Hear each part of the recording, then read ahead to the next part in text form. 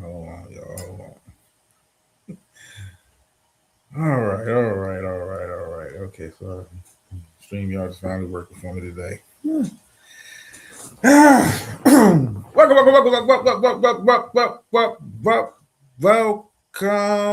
Hold on for a sec. Make sure I did this shit right. Lord have mercy. I don't want to fuck this up. Give me a sec. Give me a sec.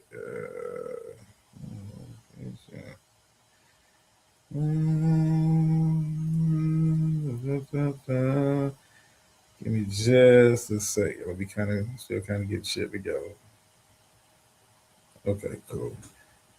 All right, all right.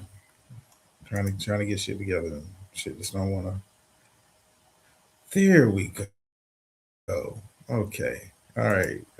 I might be able to do something tonight. I might be able to do something tonight. But anyway, man. Hope you guys had a good weekend. Hope you're having a good start of your week. Just I'm kind of working through some technical issues over here as I try to get shit set up. There we go. Okay, all right. All right. I might be able to put on a little presentation today. I might be, which I might be. I should have been did this. But anyway, man. Of course, it's random ish as always. I do have a couple things I do want to get into. Some silly, some I guess semi-serious. Be all over the place. But let me be the gracious host that I know that I'll give shouts out to those who made themselves known. Those of you hanging out in the clouds is always welcome. YouTube Unfolded, how you doing, lady? Clark, hey, what's going on? Slander, what's good, homie? All right, well, I'm kind of getting this shit together. Give me a sec, y'all. Give me a sec. I'm trying to get this shit together so I can kind of put on something. I want it to be a lighthearted kind of a show, but it is what it is. So let's kind of start with the topic at hand, the main topic. We have finally gotten an update. Um, Give me a sec, y'all. Give me a sec. I switch this one for what is this? Okay, all right. Dita Rail has gotten a verdict, and I got some thoughts on it, man. I got some thoughts on it. I got to excuse me, kind of all over the place. I need to slow the fuck down and get this shit. Try to do this shit before the show, but good old laptop wasn't working with a brother. But we're gonna get into it, man. Thoughts over some recent revelations over the past week. Some very concerning. Some very concerning. Hold on, let me come back over here. Hey, beautiful, beautiful. I got the. He's a free. Yes, beautiful. Dita Braille is free for now. You never know how this stuff kind of shakes out in the grand scheme of things, but let me talk about it and try to make sense of it in the best way that I can. What did you take it back? What yesterday showed. Um, Yesterday was a day of wins and losses, and let's start. Like I kind of got to break this down into individuals then collective. As far as the rail is concerned, in the grand scheme of things, um, you suffered a L. It's no easy way to kind of put it. When I say you suffered an L, you're now a felon. I mean, it's on your record, it's on your jacket. Does that make you a bad person? No. I mean, but that is an L. That is a hurdle that you have to overcome for the rest of your life. What's going on, Seven? That is something you're going to have to overcome for the rest of your life. And it's no workaround. There's no way around it. Um, it kind of is what it is. Give me a sec. Kind of is what it is. I mean, that's a hurdle. Um, can't deny it. Can't hop step over it. I mean, this it's on your jacket. And when I say you got an L for that, you got an L for that. Um, I was never one to hoping for prison for him. I'm not the judge. Um, if you did what you did, and you admitted to doing what to one of the charges, one of the nine, the other eight got dropped. Your lawyer did a fantastic job, especially when we're talking about a federal case. Sometimes you see charges get dropped, reduce the lesser charges, that kind of stuff. In regards to plea deals, your lawyer did a hell of a job, but you still suffer the L. I mean, you are convicted federal, right? Is that the end of the world? No. But it is a hurdle. It is a hurdle. He also got to win yesterday. Also got to win because what some people were speculating, mainly the Goof Troop and that ilk. What people were speculating that he was looking at decades in prison. It was going to slam the hammer down on him. He was going to be found guilty on all counts, and it was going to be bye bye, see you next century type shit. But it looks like how your plea deal kind of worked out. It looks like you may avoid prison time. So in that essence, you it's a win. You're free to have conversations. You're free to get online. You're free to do whatever the fuck you want to do. To a degree. So I mean, you get a W with that. And I'm gonna get into the tip because normally I just gotta fly by night, but I was paying attention yesterday. I was kind of tuned in, kind of seeing what the fuss was about, and I kind of tuned into a lot of shit, a lot of shit. Was I expecting him? Once the plea kind of came out, the information kind of came out. It kind of broke online. Was I expecting him to jump out and talk his shit? Yeah, I mean it's just the real we're talking about. This is the same Darrell. Darrell could have got convicted on all charges, all 9 counts, and he still would have found a way to come online and gloat to some degrees. I'm not in prison. You never know, but he would have found a way. And what I've done it now, but this is who Darrell is. So I mean, you kind of get what you get with that. I'm not going to fault them. I mean, it was a win in the fact that you overcame that. Now let's kind of look at like I said, it was yesterday was some wins and losses. The Goof Troop, major L, major L, and this is why I say major L on their part, and there's many reasons.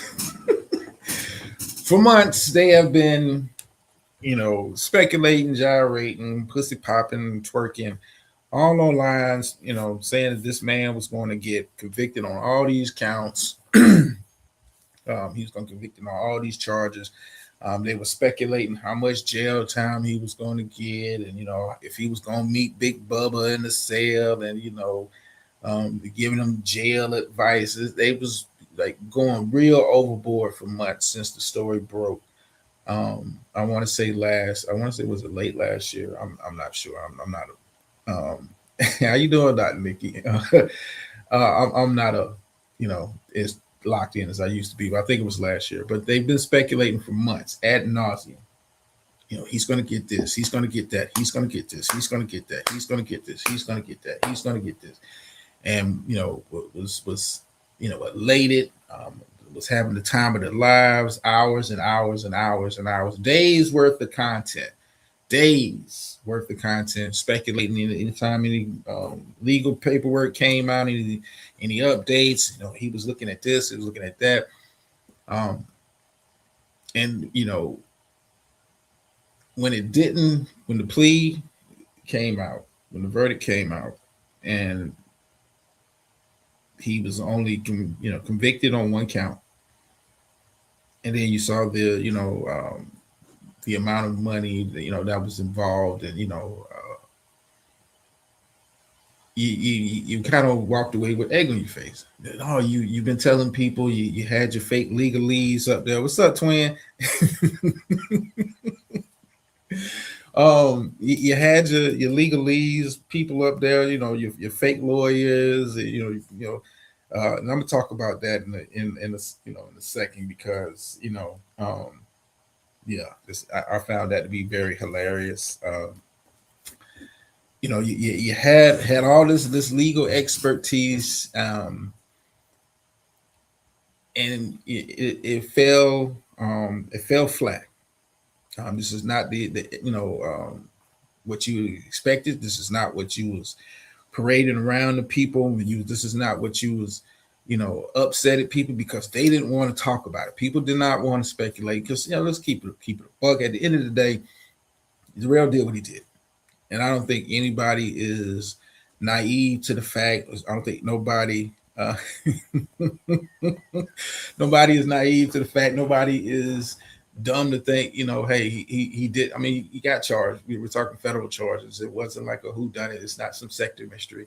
But I think most people was just like, hey, we're going to wait to reserve judgment. And what you guys did was the mob mentality that you have is like, yeah, this is we're going to burn them at the stake. They're going to do this. They're going to fry them. All of this shit. And then the shit comes down, and it's not what you've been telling people. This is not the narrative you have been spinning for months, and it's an L in that. But see, when you are a winner in life, I'm doing a little philosophy here. When you're a winner in life, you know how to take, you can make L's lessons. And you could have made yesterday an opportunity. You had an opportunity to make yesterday's major L, because it was a major L, because like I said, you spent months and weeks and it's ad nauseum predicting what this man was going to get, looking up shit, looking up similar cases, all of that shit. Instead of saying, hey, this is what the verdict is,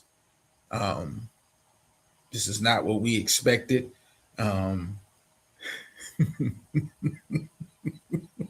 This is not what we expected. And, the facts, let the facts be what the facts are. And you could have turned the L into, you could have spun it into a W.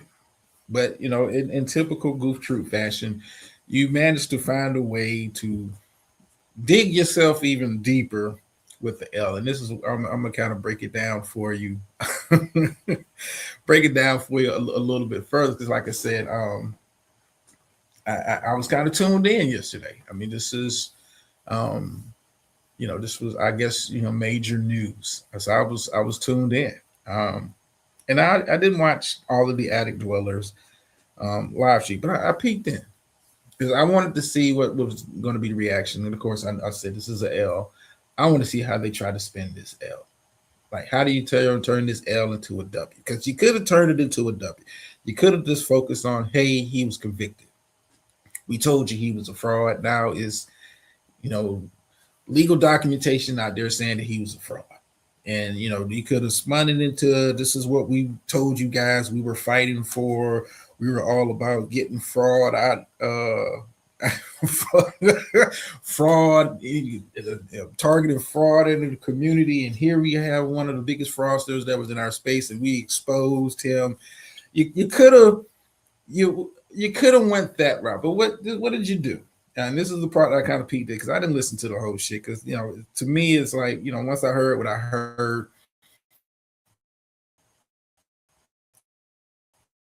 I knew they was going to dig themselves even deeper into loser land.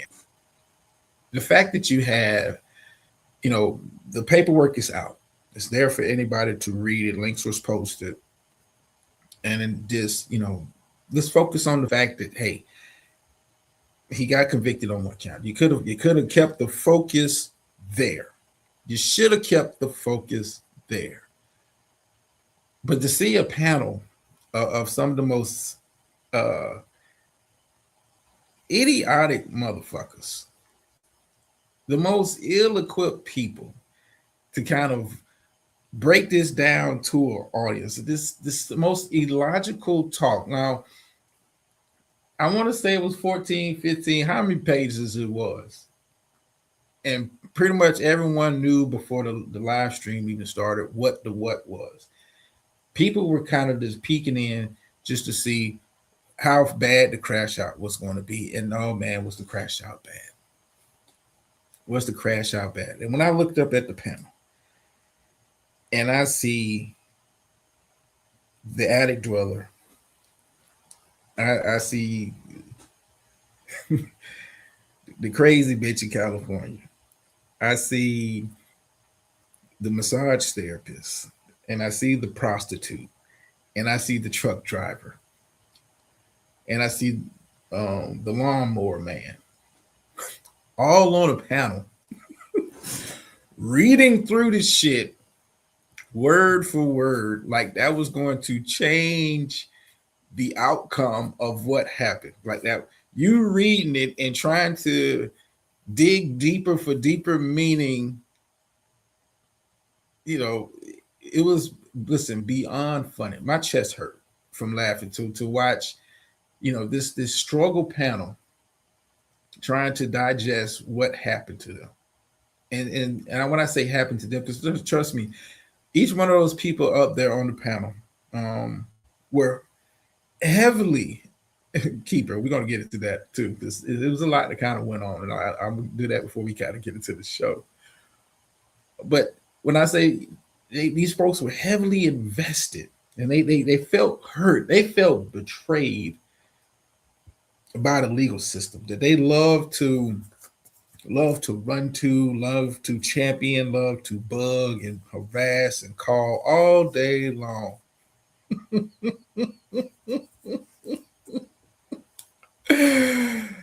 But the fact that you guys were sitting, I was just like in amazement to see the prostitute reading the shit. Like, you reading it was going to change the language on the paperwork. Like, yeah, but this the didn't mean this. And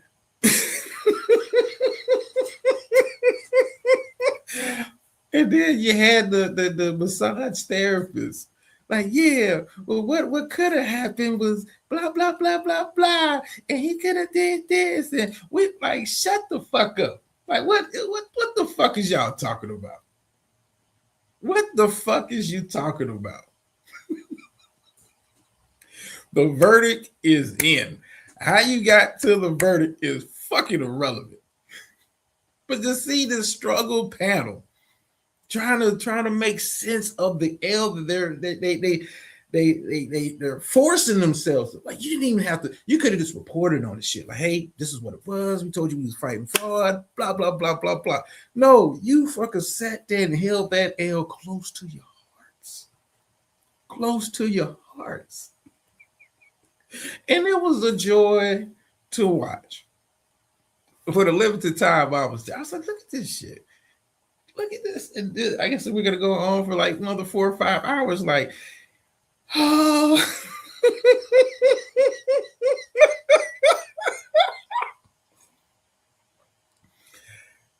And listen. My heart was filled with laughter. Laughter was all through the house. Laughter all night long. Listen, I was like, this is the most idiotic shit I've ever seen.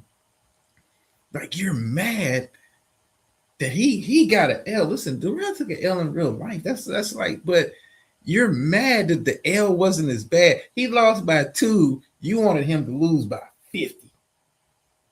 And he lost by 2. And you're mad, you upset. I mean, did you motherfuckers have some parlays in? Was you guys had some bets in? I mean, just look at the panel. The panel itself was hilarious. Like, you're trying to decipher this shit. Then you got uh the lawnmower man up there trying to like trying to I guess he's playing the stand-in of the lawyer. Like, no, because what that means in this term and boo boo boo boo boo boo boo boo boo. What? Yeah, he must have snitched. Let me give y'all some some listen. Scarface said it in a song a long time ago, and I believe it to this day, and I will believe it evermore. You find out who your man is when they start passing time around. I mean, can you remember if those of you that have siblings, when something got broke in the house and y'all was porch playing around, playing in the living room, broke something in mama's china cabinet, which I don't know. I ain't gonna lie. You know, my sister took some whoops for me because I wasn't gonna fall on that sword. Like, nah, they wasn't me. My sister, when the threat of a belt was present, had like a bit of a stuttering problem, made it seem like she was lying. But you start finding out who your man is, and they start passing time around. Like, if Darrell snitched to get probation, so what? If they said, Mr. Spears, this is what you're looking at. But if you cooperate with us, help us take down the real kingpins, help us take down some of the real big fish. Because anybody that thought Darrell was a big fish and is fucking sadly mistaken. If you thought, don't let that Godfather YouTube shit fool you. You thought this motherfucker was the mastermind behind this criminal organization. Trust me, they'd had his black ass face posted all over the news. Trust me.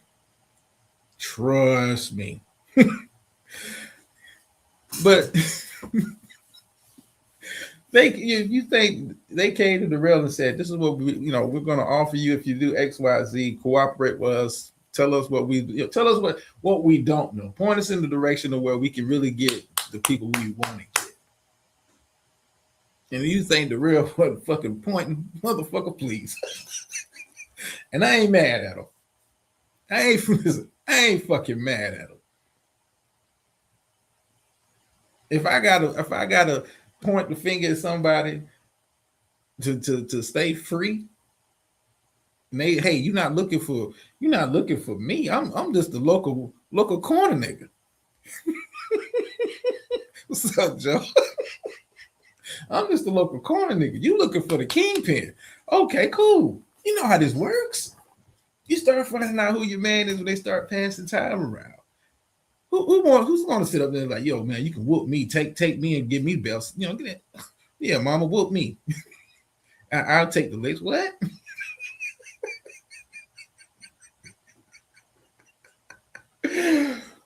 But to see this struggle panel of some of the most fake smart people I've ever seen. It's as if reading the paperwork was going to change the verdict. As if reading the paperwork was going to give them some insight on the judges thinking, like it was going to give them some insight on how the deal was negotiated, how the plea deal worked out, the ins and outs, the nooks and crannies. No, you ignorant motherfuckers. No. But you held this L.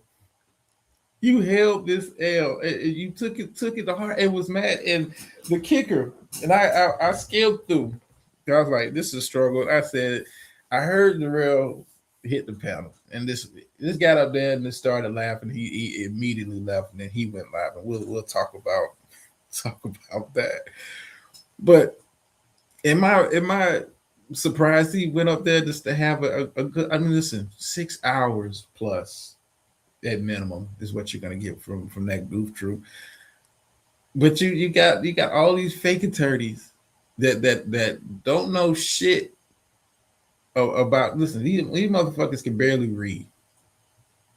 Some of them. I ain't gonna say all of them. Some of these motherfuckers can barely read. These motherfuckers that was in class, hey, I need somebody to read the next chapter on the screen. These motherfuckers that didn't raise their hand and didn't volunteer. but they're trying to convince an audience that what they reading is going to change the verdict. What they reading is going to give them insight into how the court proceedings actually work. This is some of the most goofiest shit I've ever seen.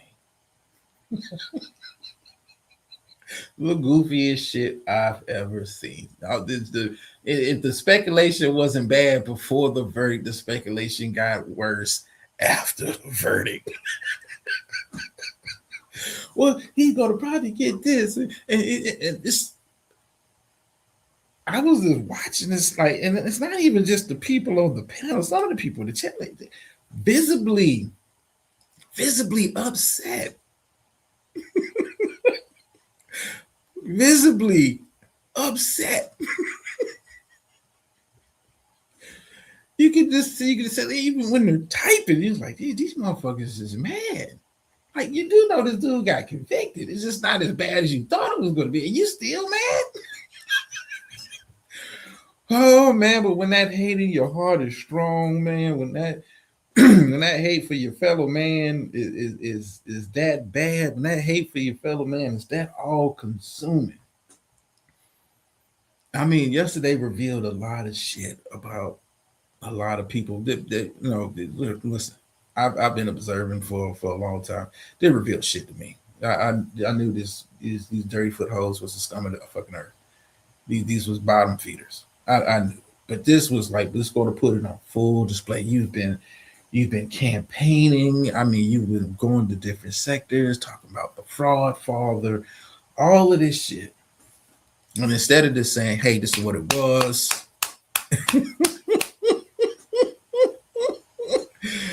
this is what it was, and and trying to turn a L into a W, oh man, it's and listen, it's still emotional, but then it gets better as the night kind of goes on.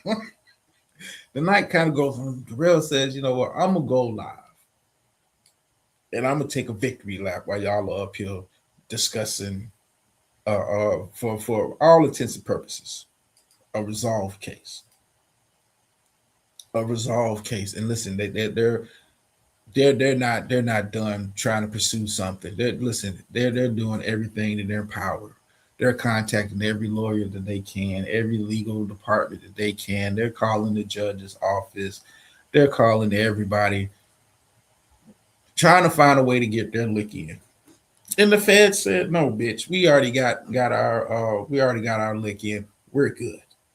Anything else outside of that, bitch, we ain't paying attention to." But Darrell goes live. Now, like I said, I expected him to go live if it turned out favorable for him. And all intents and purposes, it turns out a little favorable for him. Like I said, he's still a convicted felon, bro. I ain't gonna lose sight of that fact. But I mean, you're free and you have a chance to kind of pick up the pieces and rearrange and get some shit in order, get your life back on track. But it gets better. Now, in the course, I had to go back and kind of, I haven't done this in a minute. I had to go back and kind of review some shit.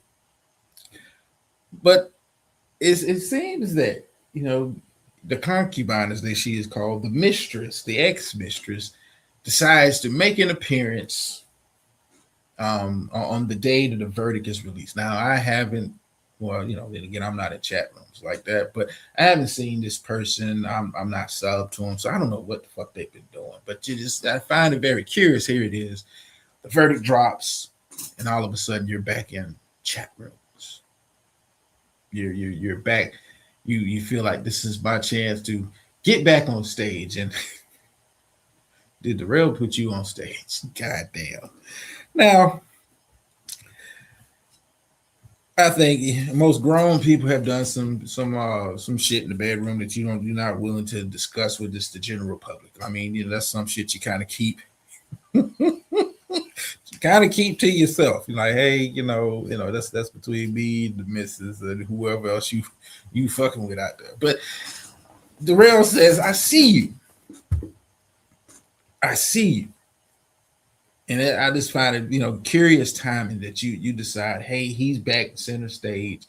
Let me come get part of this spotlight. This motherfucker put a spotlight on you.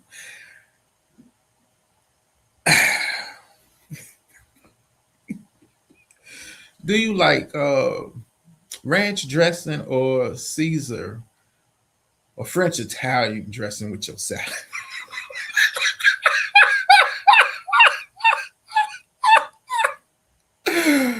Jane Naiko said, eat the booty like groceries.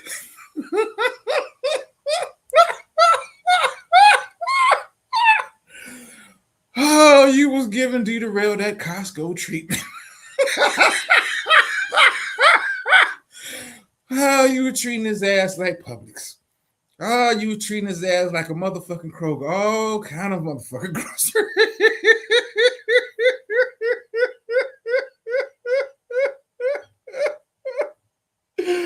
Oh, shit. I was not expecting that to be the spotlight that he was going to put on you. He's like, yeah, you telling folks I shit in the bed. You telling folks how you eating my ass. Had your tongue all up in there.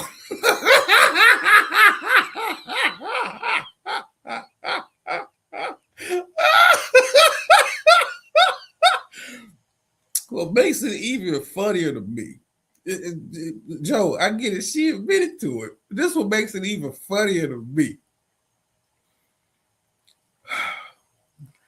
That man didn't care about any. See, most men wouldn't even say some shit like that. Most men wouldn't even say some shit like that out of public. Yeah, man, my old lady, she talking Saturday. Like, there ain't some shit motherfucker real niggas talk about. No.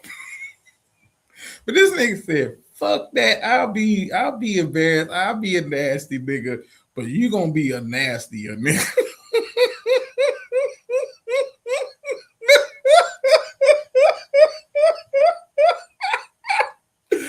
No fucking shame. Look, shame went out the motherfucking window. This nigga. After he said that, listen, for the rest of the life, I was kind of fucking tuned out, man. I ain't gonna lie to you. I was tuned the fuck out. I was like, what? Nigga said, yeah, had a tongue all in my ass. Oh, she in the chat struggling. Don't threaten me. I was like, what the fuck? Baby, this is, hey, you asked for the spotlight. It kept going on with it. Yeah. She said my ass was nasty. She had a tongue all in that motherfucker. Why? I was gonna pass the whole some motherfucking croutons with that salad.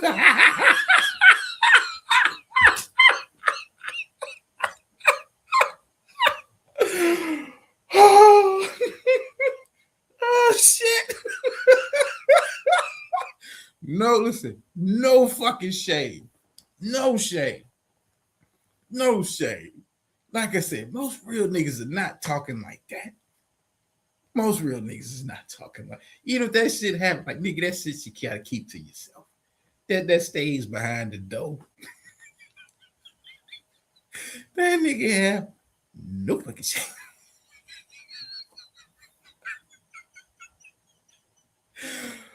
Oh shit. Oh, my chest was hurt. I said, for the rest of the line, I kind of tuned out. Because Darrell does what Darrell does. A lot of over talking, a lot of unnecessary explaining and shit. And I was like, okay, cool. Enjoy your victory lap with this one, dog. But like this putting the business out there, and I was looking back on it. I would probably say this is the first time in all the years of dealing with that mess between them. I would probably say this is the first time I've ever seen him go on the offensive, meaning I'm going to embarrass you before you embarrass me. Because it's always been the pattern of her exposing something, her putting something out there, putting him on blast, and him having to scramble and kind of defend himself and try to clean up the proverbial mess that was kind of going on. This is probably the first time I've seen him like go on the offensive. Like, boom, you want the spotlight, you want to show your face. Boom, here's the spotlight. Let's see if they talk about this on a panel. And I'm going to say it ad nauseum. I wonder is the Attic Gorilla going to do something with her with talking about tossing salad and eating the groceries like that? Are you going to get on the panel and actually try to make sense of this? Like, well, just keep listen. We know she was feeding the ops information on him, and the sad part is he couldn't see the forest for the trees. The power of the PUSSY could have some motherfuckers lost in the sauce. Like she been an op. It wasn't like, oh, I got mad this last year and I was like, no, she whenever like scandalous shit kind of comes out, you like, where the fuck they get that from? It's coming from her because he pillow talks, he runs his mouth like and he probably was like, yeah, I got a situation kind of going on. Then all of a sudden, that information gets passed along to a truck driver or a dirty foot hoe out in California or some shit, and all of a sudden it's like breaking news. We got this information and blah blah blah blah. It's just the shit. The shit is always kind of comfort. Like when she feels a certain kind of way, let me find a way to embarrass him either directly or indirectly. And like I said, last night was the first time I've ever seen him kind of put the put the emphasis on her. But listen, she's been feeding folks information on him for years. For years. Do I think he cut her completely off? Yeah, I don't know. You never know with the real. Listen, it would took one time for you to fuck me over publicly like that, and now you ain't the missus. Oh no, you could be replaced. You can be replaced. Will he? Will he completely? I don't fucking know. You never know with him. But like I said, it was a departure from the norm because usually it's her embarrassing him and him having to play cleanup. But Jesus. But then, I did hear before I kind of tuned out of Darrell and kind of did some other shit. You did, take some shots at the lawnmower man, and oh boy, was he triggered. Listen, the lawnmower man. Lawnmower man was listen, he was waiting. He's been waiting for months for something to chomp at, for something to, give him a reason to fire up a StreamYard and, berate people with the same old Al Bundy stories, how, nobody can do it like him. And, he was the first one that went after the good guys. Like, niggas, it's the good guys even still a term that motherfuckers use outside of him. I'm just curious. I don't, outside of the actual quote unquote good guys, no one is even talking about them niggas like that. No one is even thinking about them niggas like you don't think about TC when TC hit a panel. Other than that, unless you follow the content he's got going on, you're not caring. What's Red? Nobody knows what the fuck the Red's doing or none of that shit. Well, keep it listening. At this point, I wouldn't even be focused on another snacky snackers. If this is the kind of snacky snack treatment you getting on the regular now, you need no,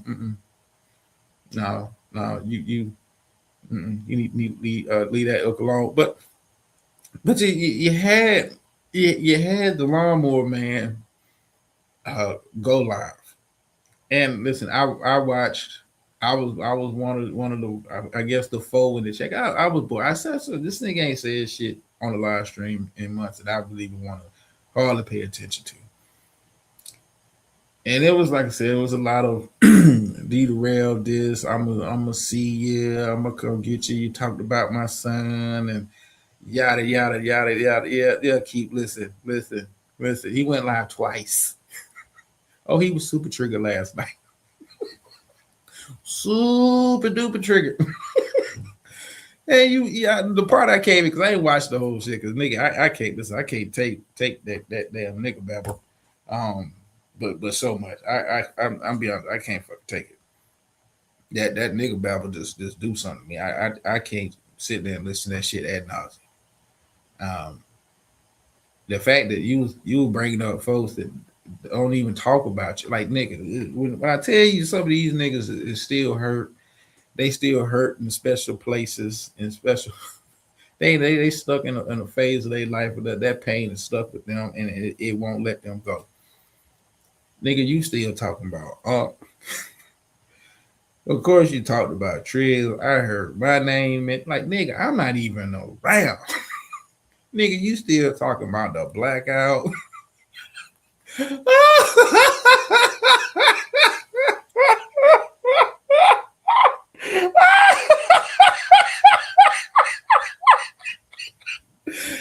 I can't listen. I can't listen to that nigga babble for so long. I like to skip through. What the fuck that nigga talking about me? Blackout. Nigga, what? And I see trolls in the chat, this egging them on, this egging them on. I'm like, I said this, and this like you actually responding to the trolls like you have to. Like, what? And they don't know how to do the content, and I've always been the content. I remember when don't nobody do them like me, and they all got it from me. And what the fuck is this nigga talking about? Yeah, baby, I'm gonna come see you, man. I'm gonna come see you. Talking about me and that child support, like nigga. The fact that is even a narrative. That is the fact that is even something that people still can point to when they think about you.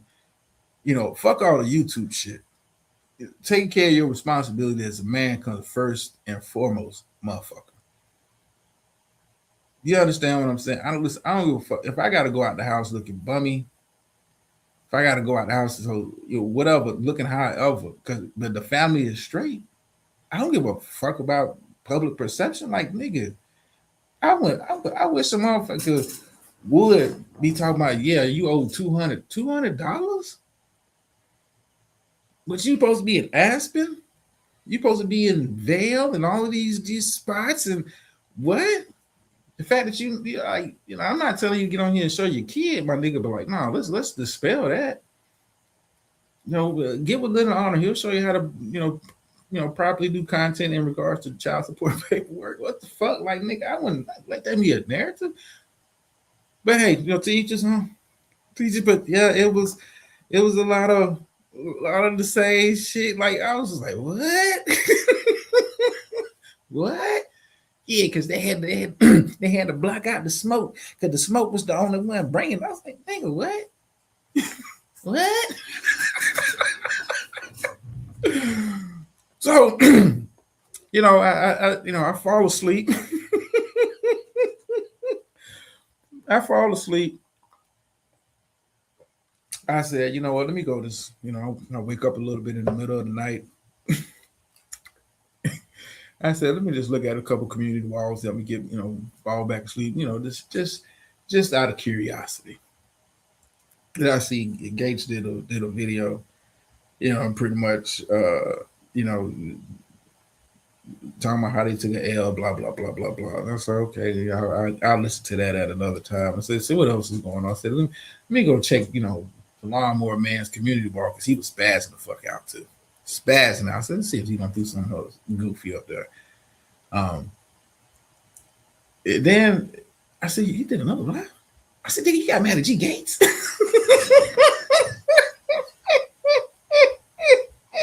Nigga, you fired the live stream again for a G Gates response? And listen, Skim through. Did listen. It turned into the same shit. You know, you gotta use the smoke name. I was like, oh god. I said, yeah, y'all making this nigga feel important, man. Listen, he's the happiest he's ever been. And like, here's like the fun. One of the the funniest posts, and it wasn't meant to be funny, but it was funny because how ignorant he is to what it feels like to celebrate accomplishments of your kids or just family members. Period.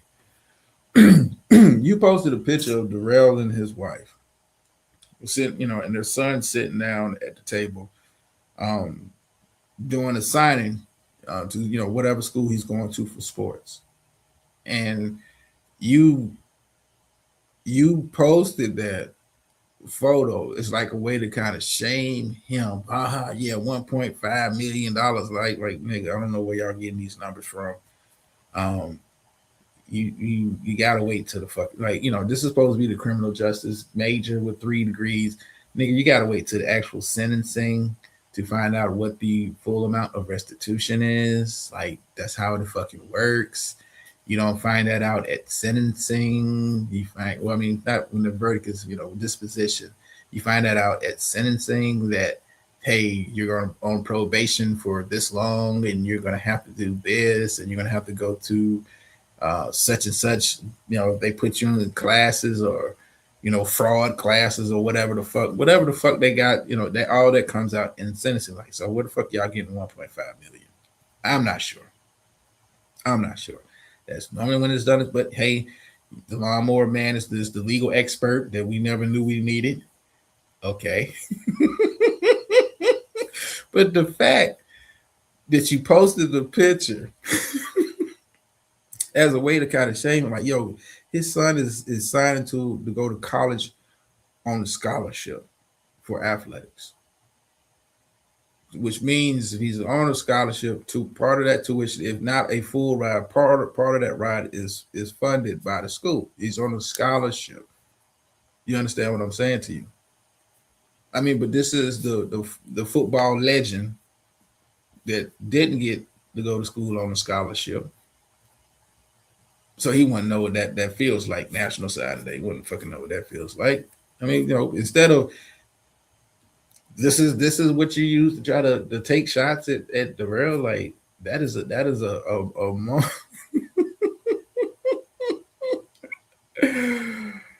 oh yeah. Listen, the sector legal analyst, like you dumbass. You don't know. Listen, nobody knows shit. Even Darrell doesn't know what's going to happen until he is actually given the sentence, meaning how long he might be on probation. It might be jail time. You guys do not fucking know. So why are you speculating? Oh yeah, he's gonna have to pay back the 1.5 million. Like, what? What? Where does it say that at? But you guys are the legal experts. You sat around reading the shit, and this was in disbelief that 8 out of the 9 charges got dropped. But it gets even better. So he the lawnmower man. Lawnmower man is spends his life spazzing out. He's mad, because I didn't really, I don't follow them niggas like that.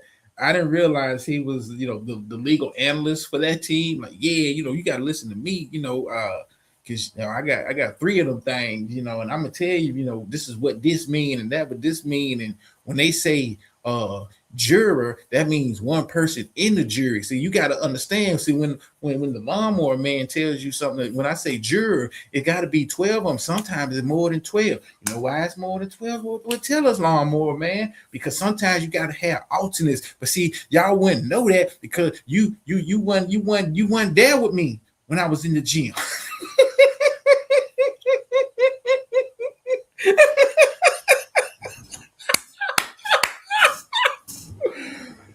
Oh shit. So guess what? You and everybody else has got to wait until fucking October till the man is actually sentenced. Then once the sentence comes out, then you motherfuckers can say this is what he has to do. It's going to be all laid out in the sentence. Like, yeah, instead of 1.5, Darrell might have to pay back $10,000. Then what you gonna be saying? Yeah, man, 2, 3 in the third, man. You gonna get the 2, 3 in the third. you better get out there and hustle, man. Yeah, lawnmower man. Yeah, you need to get Teddy Darrell a spot on the team with you and the Mexicans. Fucking idiots, man. This is like watching a bunch of fucking idiots all night long. And I was thoroughly for the parts that I watched, I was thoroughly entertained. Thoroughly entertained. This is the silliest shit. But like I said, it was wins and losses. Wins and losses. You know, Darrell, hey, listen, Darrell indirectly gets a win because of how poorly they took the loss. And there was, listen, you didn't even have to take a loss. You could have just been satisfied with just reading the paperwork and saying this is what it is and just focus on he got convicted. But then, you know, I wake up this morning, brother go to the gym, you know what I'm saying? Got to stay in shape and shit like that. And then I see Darrell goes live again. I said, nigga, what else you got to talk about? I said, it's just too early in the morning, man. I haven't had my egg and cheese omelet. It's too early in the morning to be hearing about some other nasty shit you want to get off your chest. Like, I'm not in the mood for that. Then I see Luscious in the chat. And let me pull this up real quick. Luscious had going back and forth with him in the chat, yada, yada, yada, yada, yada, yada, yada. This is the same old, you did this, and, you said something about me first, and like, it just, instead of just moving along and moving around, like, okay, it's over. He's convicted. You had no role in that. You played no part in that. You guys can't get style points off of work that you didn't do. And no matter how hard you tried. No matter how hard you tried. I mean, look, I'm just peeking at it now. Just peeking at it. Some said, go check out Luscious Wall. And of course, he's spazzing about Darrell and uploading old live streams and shit like that. But I get to a particular post from 2 days ago.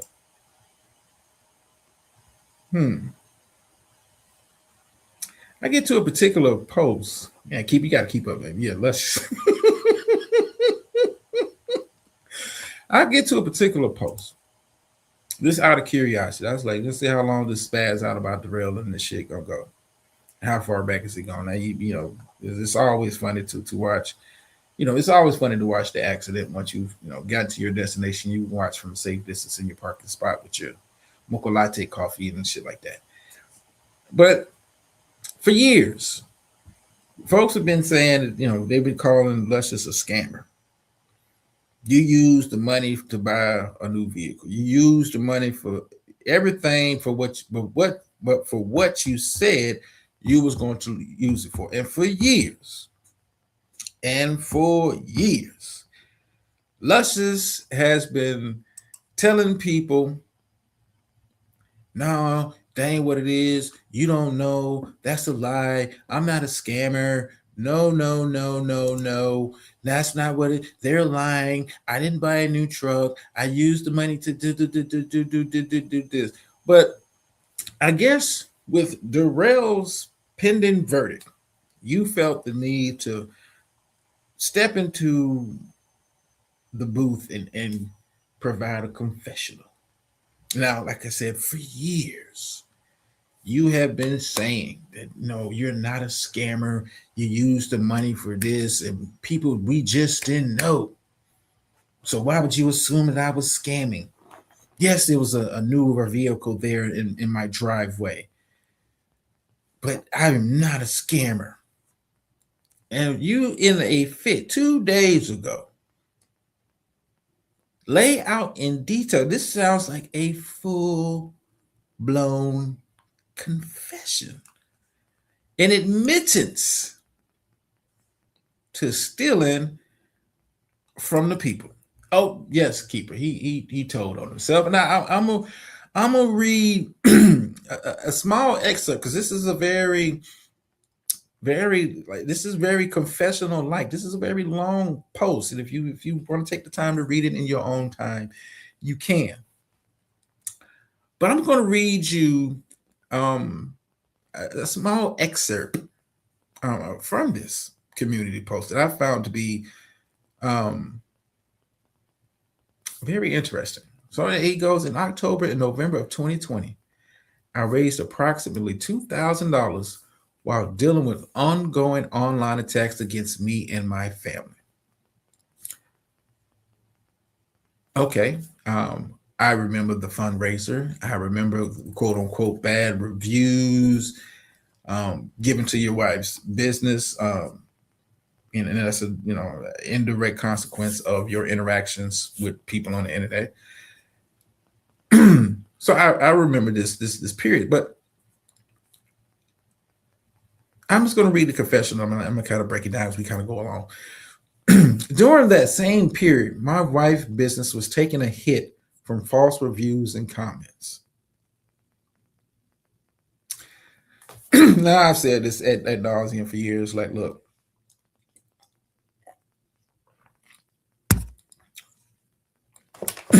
you had an opportunity when this started to kind of get resolved. They kind of faded away. It's like, you know what, hey, maybe this is not the place for me because I'm getting hurt because my feelings are getting hurt on panels on a daily basis, and now my wife is being involved in it. Okay, so instead of taking a step back, you dove headfirst into the pool. But then he also goes to say, we were also in the middle of COVID, which was already hard enough on small businesses. Now, reading the sentence, I'm starting to, me, the analytical mind comes out sometimes when I'm kind of reading what people have to say. They won't be reading. I mean, that's okay, beautiful. No, it's still up, keeper. It's still up.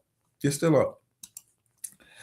Now you're in the middle of COVID, and this is a hard time for small businesses. Um, no thought of possible repercussions if this spills offline. None at all.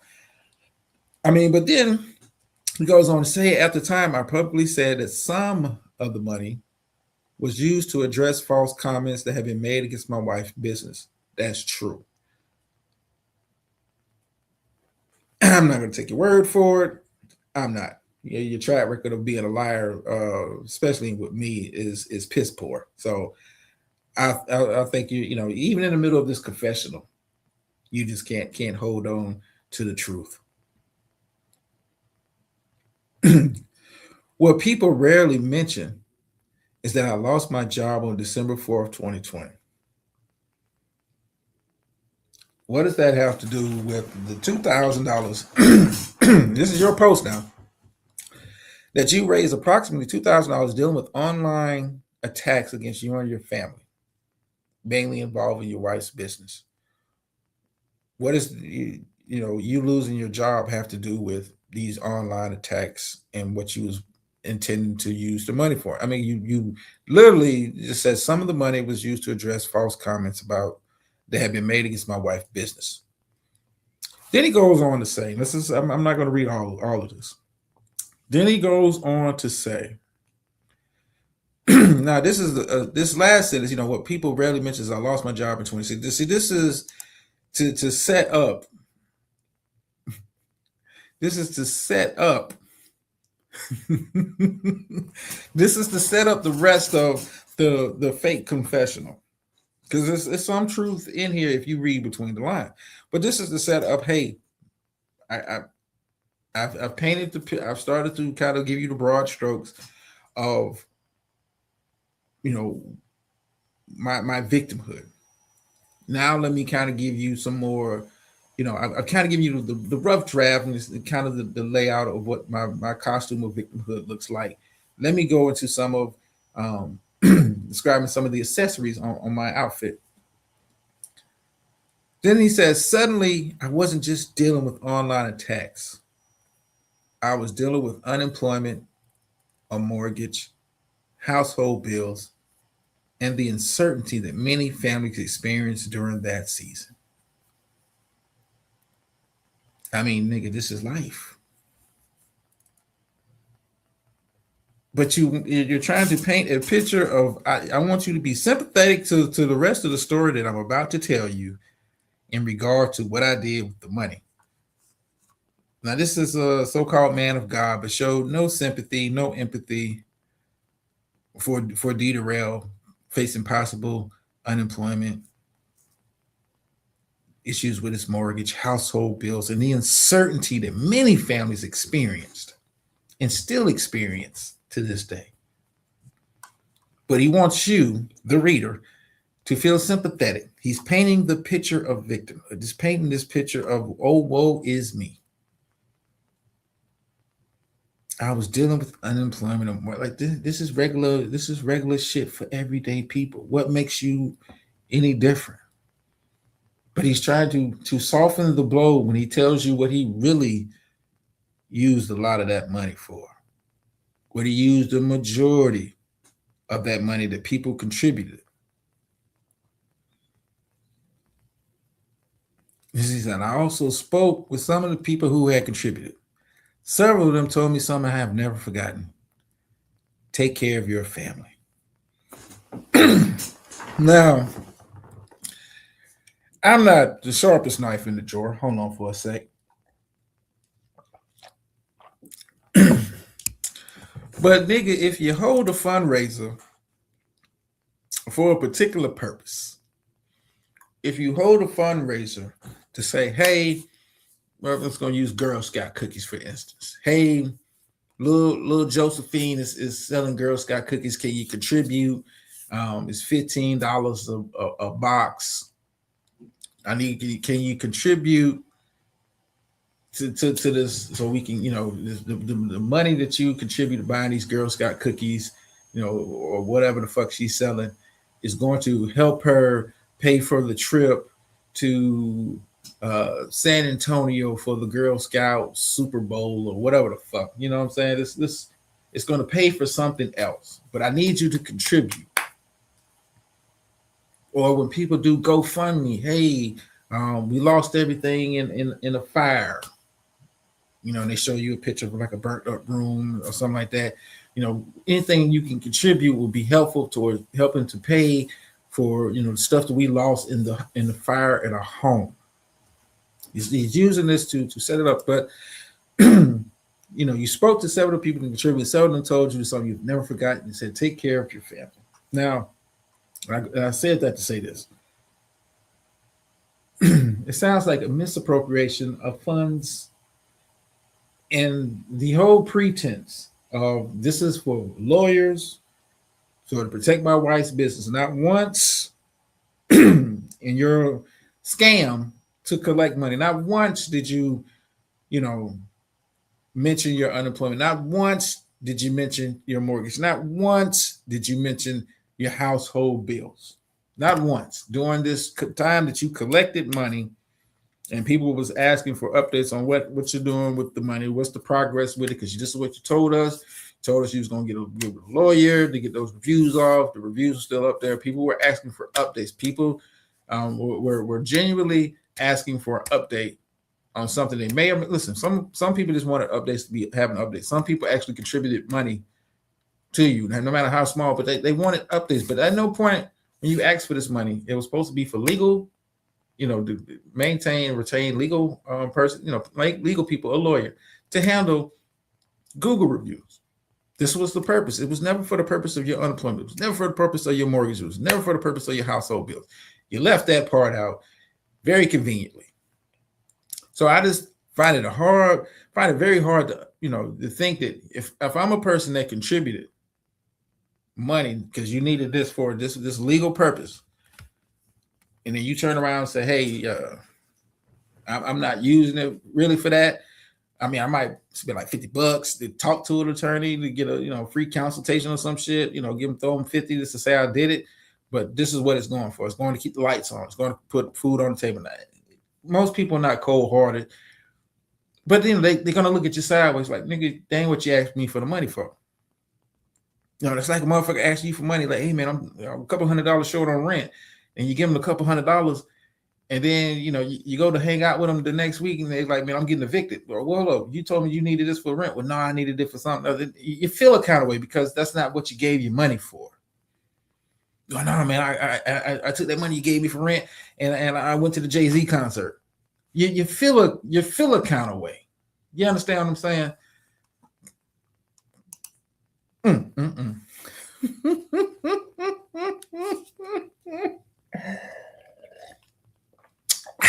Let me continue. I'm almost done, and then we'll kind of get into the rest of the show. Then he finishes up by saying, looking back, I probably could have communicated the situation better. I was under a tremendous amount of stress, and I was trying to navigate attacks, job loss, financial pressure, and a concern for my wife's business all at the same time. I'll let you guys, if you want to take it or read it. But this is the most fake confessional I've ever seen, and this is coming from a pastor. The fact that you started it off mentioning Darrell's current legal indictment, and it leads you to reflect on a period of your life where you were facing unemployment, where you were facing, a mortgage, when you were facing household bills piling up because you was not working. And you trying to correlate this to D. Darrell. And then less than 2 days after that, you back on the same shit. You wanted compassion from people. You wanted sympathy for people. Just this victim mindset is beyond me. And I expect his crash out and the rest of the crash out crew to continue crashing out at high speeds, because they can't get over the fact that, hey, this Darrell did what he needed to do, got an awesome attorney to get the kind of result that he got, and you're mad that he worked the system that you have bogged yourself down with plaguing with bullshit ad nauseum. You mad that the Fed said this is all we want from him, this is all we gonna get him for. You mad because you didn't get your lick in. Listen, these motherfuckers would have been happy if he'd have got convicted of fraud. He could have had 2 counts. He could have had a count of fraud, dealing with Medicare, and these motherfuckers would have been happy if the second count he got convicted of was bullying the AFW online. They would have been happy as a sissy with a bag of dicks. You understand what I'm saying to you? They'd have been like, we got one. We got included. We got, listen, and all of this is just to draw attention to them to say, hey, notice me. Notice me. Notice me. And that's all this is. This is a real attention-seeking behavior. Listen, they would have been happy. They could have threw out all counts and just convicted him on, we're going to convict you on crimes against the goof troop. And they'd have been like, yes. This is all we ever wanted, was acknowledgement from somebody. And when you look back at the panel that they've been holding ad nauseum, that's part of what they want. They want acknowledgement. They want you, the listening audience, to acknowledge them, to side with them, to think like them. Like I said, wins and losses, and I would say the biggest winner. Biggest winner was I guess the listening audience is to see this all kind of play out. Because listen, I was thoroughly entertained. Maybe not for the reasons that they would want me to be entertained, but I was thoroughly entertained.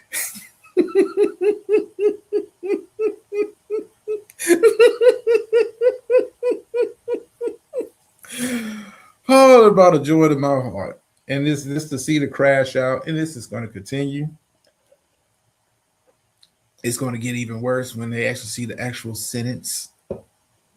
And when the sentence come down, and it's not going to be all the stuff that they were speculating on, they're going to be mad about the sentence. Listen, they can say, Darrell, you got 3 years probation. These motherfuckers going to be mad. They should have made it four. Put four in the chat.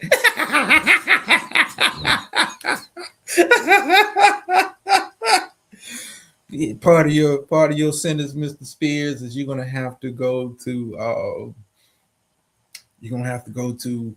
some kind of counseling, some kind of meeting.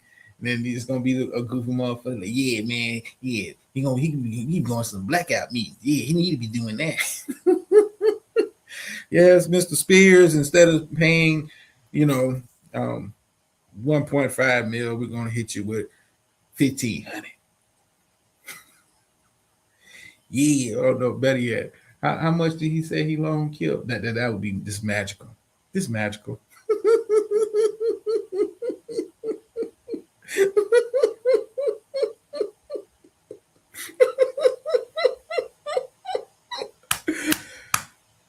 Oh,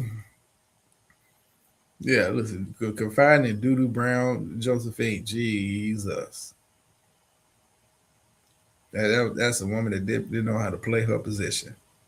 Did not know how to play her position. But before we go, let's go ahead and kind of get into the content. Let me see. Are they gonna let me drop my link or something? I did post it on my wall just in case. Let me see, because it was acting up earlier. I'm giving you an hour StreamYard. Nope, still want to do it. So if you want to hit the link, it's on my wall. But anyway, I want to kind of get into tonight's kind of content. What do I want to I want to start off with something a little bit light. Um, Start off with something a little bit light. Someone sent me some footage. Somebody sent me some footage of P on from the 4th of July, and I haven't had a chance to kind of really look at it. Let me put this up on the big screen so y'all can see. This is exclusive footage somebody sent me in regards to P. That person knows who they are. So let's see what P got going on here. Good time. These are a good time. Leave your cares behind. These are a good time. Good time. These are a good time. Our new state of mind. Good time. These are a good time. Leave your cares behind. These are a good time. Good time. These are a good time. Our new state of mind. Good time. These are a good time. Leave your cares behind. These are a good time. Good time. These are Okay, yeah. Thanks for sending me that exclusive footage of Pete. Oh, shout out to the pedal killer.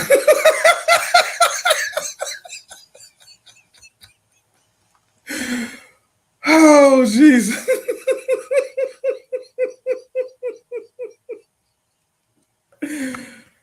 Oh, shit. Oh, God. Okay. Come on, focus. You still gotta, Um, you got to show the finish, man. You got to show the finish.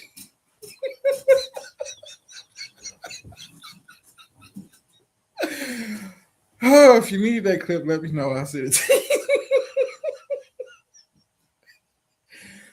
People cutting up, boy. He had a good time on the floor.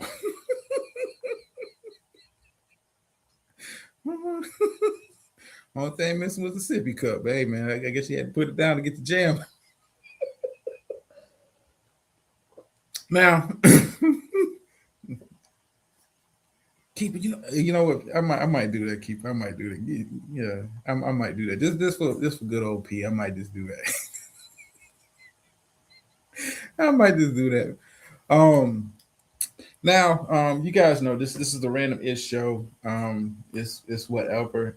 We do take story submissions from the audience. So if you have a story you kind of want to discuss or you kind of want to kind of bring to the table, feel free to leave it in chats or leave it in the comment section. I try my best to get to it. Now we have a story submission. I'm sure you'll find it. Yeah, I'm pretty sure you will keep. We do have a story submission from one of our very own here.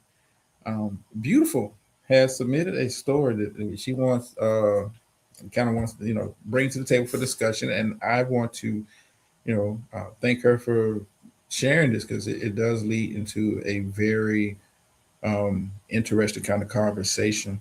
Um, and trust me, tonight's show will not be all serious, but this is kind of a serious topic here. Um, no, excuse me. But the story is a black woman. The hospital stored a black woman's body, harvested her organs and eyeballs. Tanya Walker, 51-year-old black woman in California, vanished back in 2023 following her admission into Mercy General Hospital. Her sisters searched for her for 7 months, looking on the streets, posting flyers, doing all this stuff, trying to find their sibling. And all the time she had been admitted into this hospital. And when they called the hospital, one of the sisters called, they told her she had left the hospital, and they hadn't seen her since she left the hospital. And they said she left against medical advice, meaning she left on her against doctor's orders. And the sisters not believing that to be true. They found her remains almost 6 months later in an industrial morgue. And her organs and stuff had been harvested and had been missing. And this kind of story, in regards to loved ones, it's not as publicized, and it's not widely known that listen, the biggest illegal industry in the world is human trafficking, and part of that network of human trafficking is the harvesting of organs. Yeah, keeper. It's a pretty messed up story. And I was trying to find a video clip to kind of go along with it, but I'm couldn't. I'm sorry, beautiful. I got kind of bogged down with something else, but I couldn't find a clip. But can you imagine the pain of you're looking for your sibling, then you find out she was in a hospital, and she they're telling you she left against medical advice, and you find her in her body later in an industrial morgue, and her organs are, like I said, human trafficking is the biggest. People think drugs is big business and is glamorized in TV, and is glamorized in the media, it's glamorized in media and movies and all that kind of stuff. Cocaine dealer Pablo Escobar, that kind of stuff is glorified in the music, but the biggest industry in the world is now and forever will be human trafficking. And I'm not just talking about new age human trafficking. Human trafficking has been going on for centuries. You look at slavery in America, that's human trafficking. You look at, some of beautiful. It is scary to think that, a loved one can go into a hospital and this kind of stuff happens. Um, I mean, it have to be like a shock to your system. The one to find your sibling and dad, and then see them so disfigured and missing organs and whatnot. What is an industrial morgue? It does. Matter of fact, I don't want to give you the wrong terminology. I got a kind of idea what it is, keeper, but I don't want to um, give you an incorrect term. Uh, okay, so the industrial morgue is pretty much a morgue um, used to, it's a place used to store human remains in high volume settings like medical examiners facility, hospital, or mass fatality response centers. Um, Unlike small parlor units, these systems run continuously to manage large caseload safe. So basically, it's like pretty much you can hold up to. I'm looking at the thing here. You usually hold up like 50 or more people, or 50 or more bodies, and it's like pretty much it's like city morgue to a degree. Um, kind of sort of, and um, is officials really kind of getting into that, but it's yeah, yeah. Medical examiner facilities, hospitals, and mass fatality response centers use an industrial morgue, pretty much like a holding cell for dead bodies, and that's what it's kind of that's where they ended up finding her. How does it? I typed in how does it? I looked it up and nothing coming up. I typed in how does well yeah that's um your love path. Yeah, yeah. I mean, this human, like I say, human organs is part of that human trafficking thing, man. Even in death, someone out there will find a value for something on you. It's a reason why when you get in your driver's license, they actually you want to be a donor for an organ donor, and you thinking they if you really ask them like what is this for, like in case somebody needs this, and you're blah blah blah blah blah, and they make it sound so admirable, but I don't want to say it's full blown conspiracy theory with me, but eh, well, that's the thing, people. They don't know, um, and they're kind of still investigating the story. Um, yeah, yeah,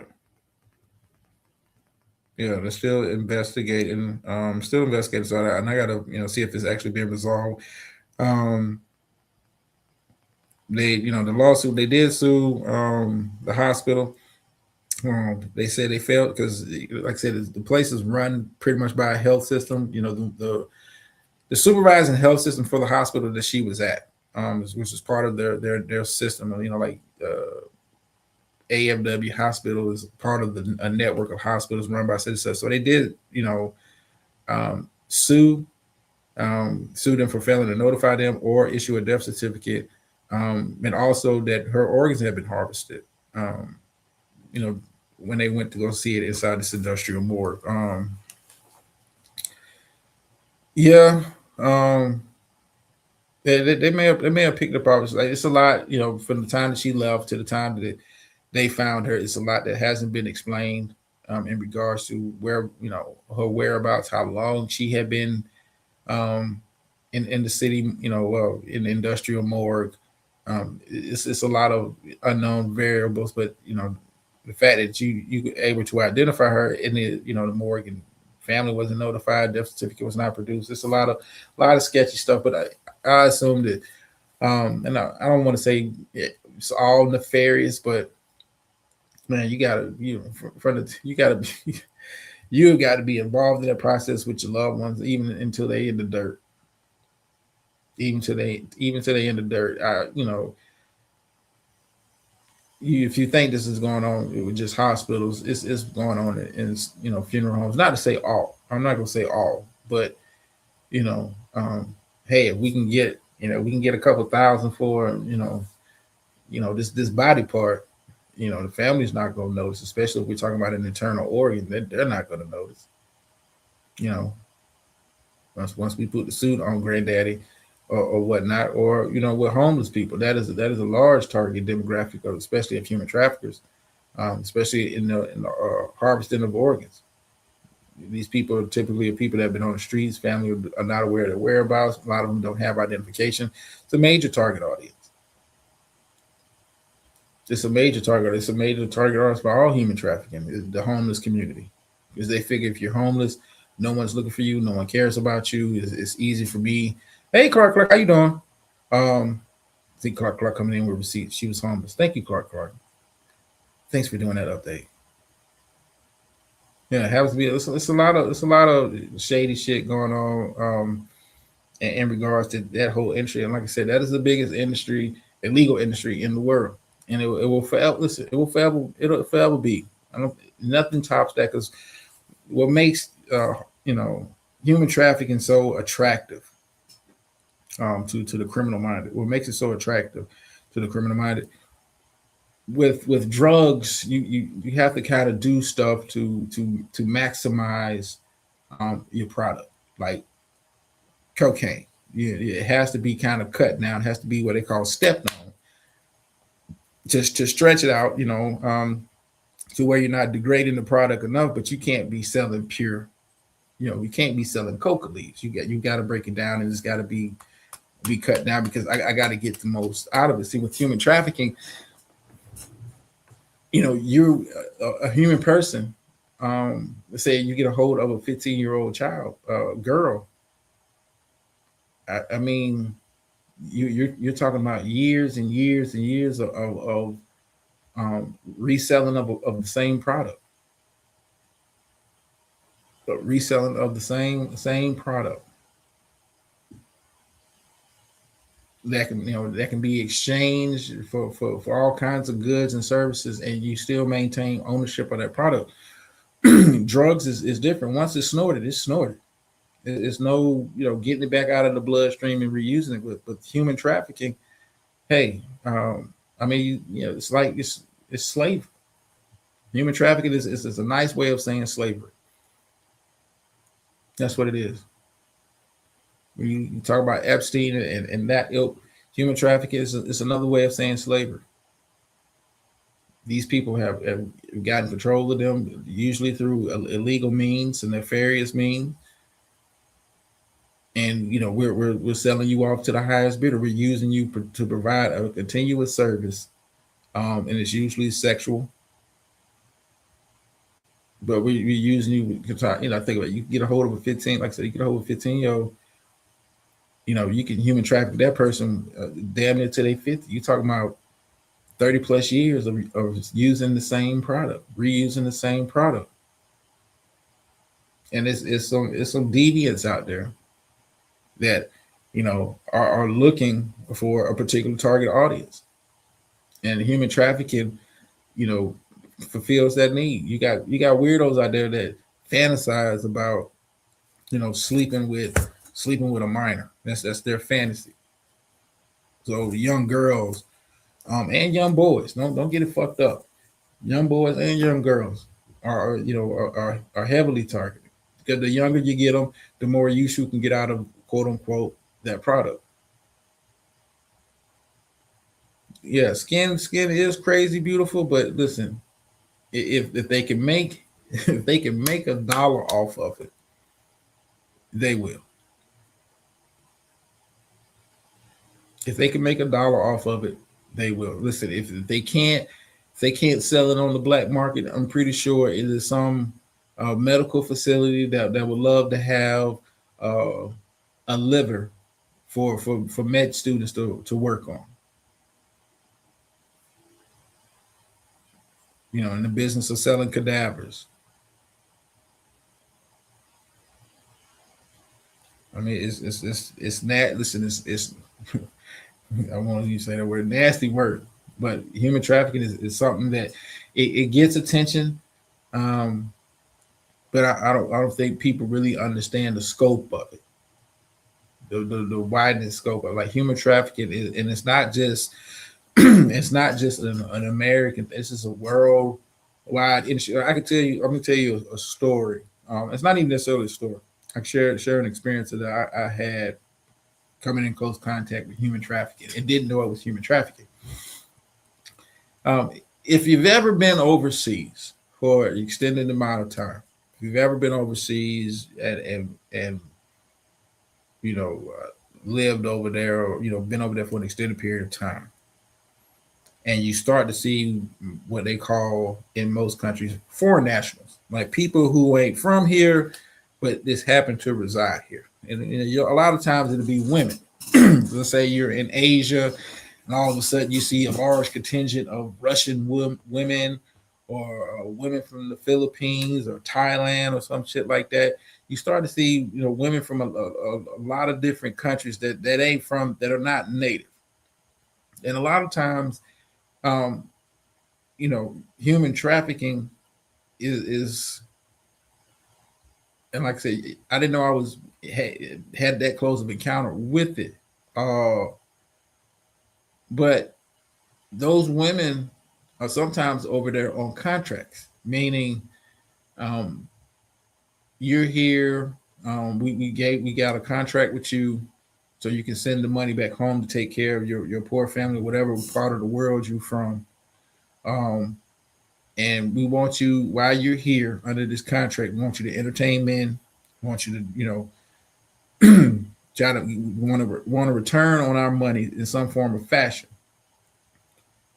And then if you're able to, because as the trafficker, as the agent or whatever the fuck they want to call themselves, I want you to, if you can, get you a man that's going to give you quote unquote, let's say a green card. It's going to marry you, get you a green card, and is willing to pay off your contract so you can leave the country and go live with them happily ever after, in America or England, wherever the fuck you're going to. Um, that's really part of the human kind of trafficking thing. Like they can't just up and leave. They can't just I quit. I don't want to do this no more. It doesn't work like that. It doesn't work like that.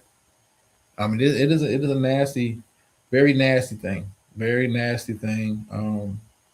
Like I said, it doesn't get the attention because we've been conditioned to the war on drugs, the war on fentanyl. When you talk about human trafficking, that you talking about the biggest illegal business out there, and it usually involves a lot of powerful people. And you're seeing with the Epstein kind of cover up, the kind of people that are involved knowingly. Um, Involved in that kind of illegal activity as far as human trafficking, sex trafficking, whatever you want to call it. How many people high up are really into that kind of shit? Um, so yeah, but thank you for the submission. Beautiful. I hope to get plenty more stories in regards to that. Like that was a very interesting read, and like I said, once you start going down that rabbit hole, uh, and speaking of rabbit holes, we're gonna get into an update on the Nola Wells case. The parents did make a national TV appearance. We'll talk about that throughout a little bit later in the show. I do want to kind of keep it a little bit light as we kind of move through some serious topics. Um,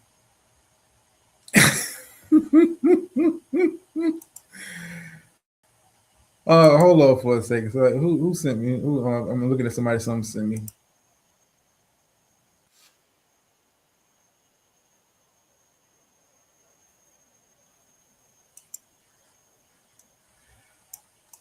Oh, okay. I got some. This is very, very interesting. No problem. No problem. Beautiful. No problem. This is a family show, all inclusive. You know me. Um, Someone has sent me some exclusive footage of. Oh man, this is sad. Um, I didn't know. I didn't know the bird had a death in the family. Hold on, let me see this. Hold on. More exclusive footage, man. Why they keep sending me this stuff? I don't know who this little benefactor is. What's going on here? Head. Okay, let's see what this is.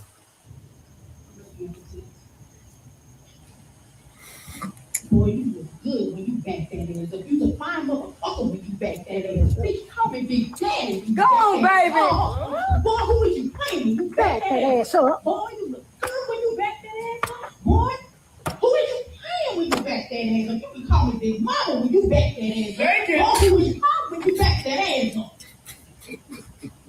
I bet it. I bet.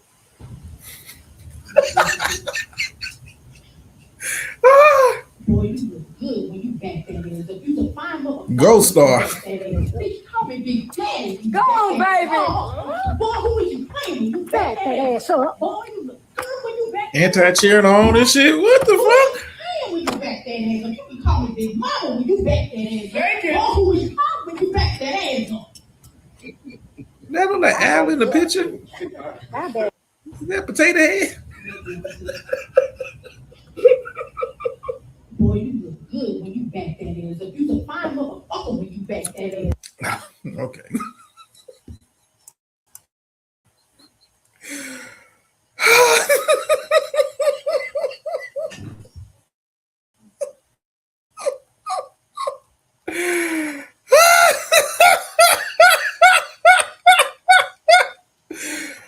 Oh shit.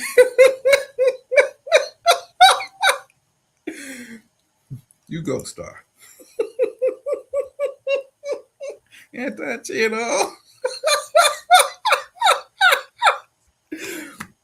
Oh shit. Oh, y'all gotta stop sending me shit. Y'all gotta stop sending me this shit. Hold on. What else? I'm gonna where I want to go to next. I'll go to next. Oh, give me just a second. No, I'm gonna say that. I'm gonna say that. I'm gonna say that.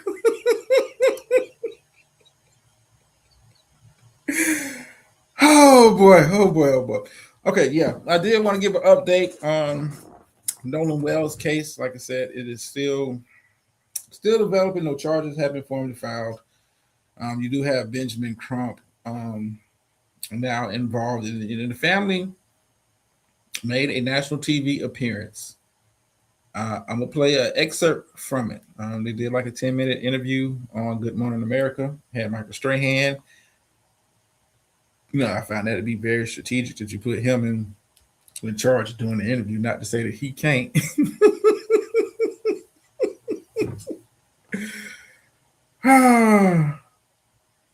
No, Clark, you gotta send me that. But let's get serious. But yeah, this is I got an excerpt from that interview, and like I said, I'm gonna play the clip. It's about a 2-minute clip. I'm gonna kind of get my thoughts on it, but yeah, I was not surprised. Not surprised at all by what I heard. Um, and this is and I kind of get my commentary after the fact. Hold on. Okay, check this out.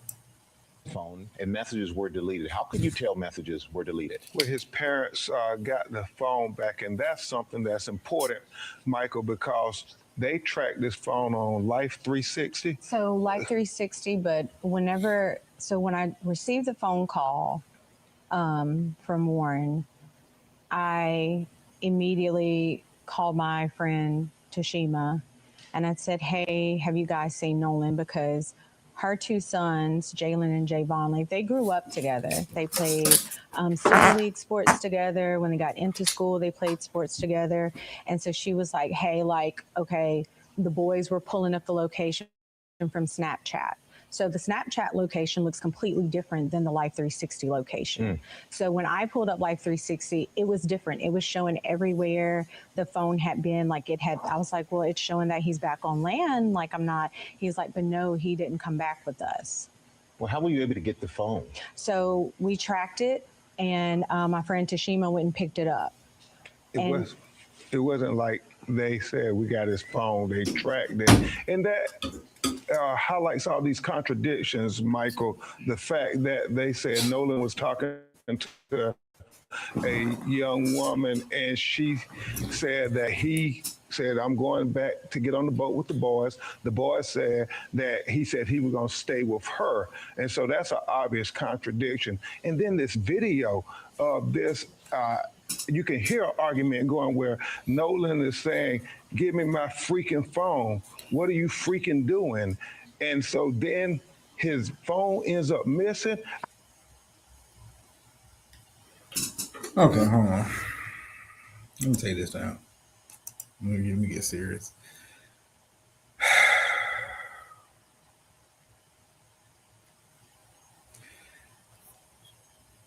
I can't stand Benjamin Crump. You know, and the main reason why I don't like Benjamin Crump. I don't like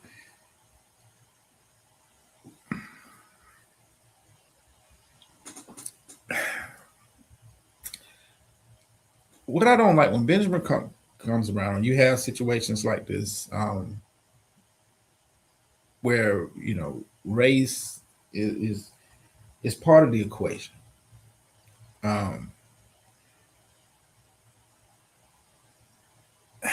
I don't want to be too disrespectful to an elder, but this buck dancing, keep your head down. Don't look boss and massa in the eye type energy he always gives off when he's around in situations like, listen, they have a right to be pissed off. They have a right to be angry. And they have a right to express that. But every time you see Benjamin Crump around, and it's always something dealing with racial tensions and shit like that, you always see Benjamin Crump, encouraging the family, and the family go along with it. And I'm pretty sure that the discussion of a check is always in the conversation somewhere. Motherfuckers, you trying to get justice or you trying to get paid? And I know Benjamin Crump is trying, in his weird kind of way, he wants to do both, but he's looking at getting paid. Do not mistake. Benjamin Crump is the ambulance chaser to the highest degree. Any case that looks dubious, any case that looks like he ain't got a chance to win a civil lawsuit against somebody, he ain't touching. I hate that he encourages these families to get on TV and not be able to express themselves and it tell how they really feel in the moment. And I think people would understand that, yeah, it's okay to be angry. You lost a child. I mean, you see people get upset when they lose a child due to like natural causes. And it's okay to be mad. You see your child walk out the door and you hope your child comes back in the same condition that they walked out. And I don't care how old they get or how old, and you can use this in regards to your own parents. I don't care how old you get. You want them to return home safely. The same way that they left, you want them to come home the same way. I get sick of these motherfuckers that tell you, well, don't get on TV and tell how you feel, and don't make it about, don't bring up the race thing. We don't want to take no Miss Hillary.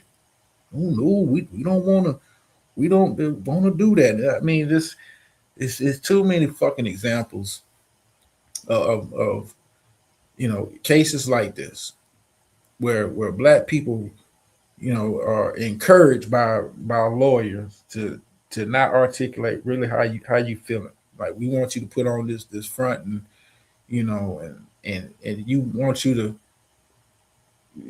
not be the firecracker that lights a fuse under a lot of people. Like, we don't want you to be that. I think most people who have, kind of followed the story to some degree, feel just like, hey, there's something wrong with this. Everything is looking real fishy, looking real fucking suspect. And Benjamin Crump, his butter biscuit eating ass is always around when the shit like this happens, and shit is clearly foul play involved. To why this young man did not return home. You always have these motherfuckers. It's like, don't raise your voice at like, get the fuck out. Listen, I could not be the one they interview. I could not. Because guess what? You expressing your feelings and saying what you think happened, guess what? It doesn't change the facts of the case. It doesn't change the evidence of the case. It doesn't change anything. It doesn't change what happened. You have the right to be upset. You have the right to articulate that you are upset. You have the right to think that something happened and be able to express that without being told that we don't want to upset them. And we're talking about Mississippi here. And I think my audience is smart enough to know the history of Mississippi without me having to go into detail. I can't stand these Benjamin Crump motherfuckers. That I can't stand that type. Like, it's okay. Yeah, you feel, hey, the white kids did something to my son. It's okay to say that on national TV. That's what you feel. That's what you think. Does that affect the case? No, it doesn't change the facts of the case. It doesn't. I mean, going back to talking about, Darrell and his situation, you could think Darrell is a piece of shit. It does not change the fact. It does not change the fact that, hey, what he did is what he did. How you feel about him is irrelevant. It's irrelevant. How you feel about him is irrelevant. You can love him to the moon, moon and back. You can hate his guts. Doesn't change the facts. Now I get so disappointed every time I see Benjamin Crump standing next to a family, and it's the same old spiel. Benjamin Crump, you're only here because race is a major factor in the case. That's the only reason you're there, Benjamin. That's the only reason you're there. If it was a black kid and this happened with black friends, Benjamin Crump ain't nowhere to be found.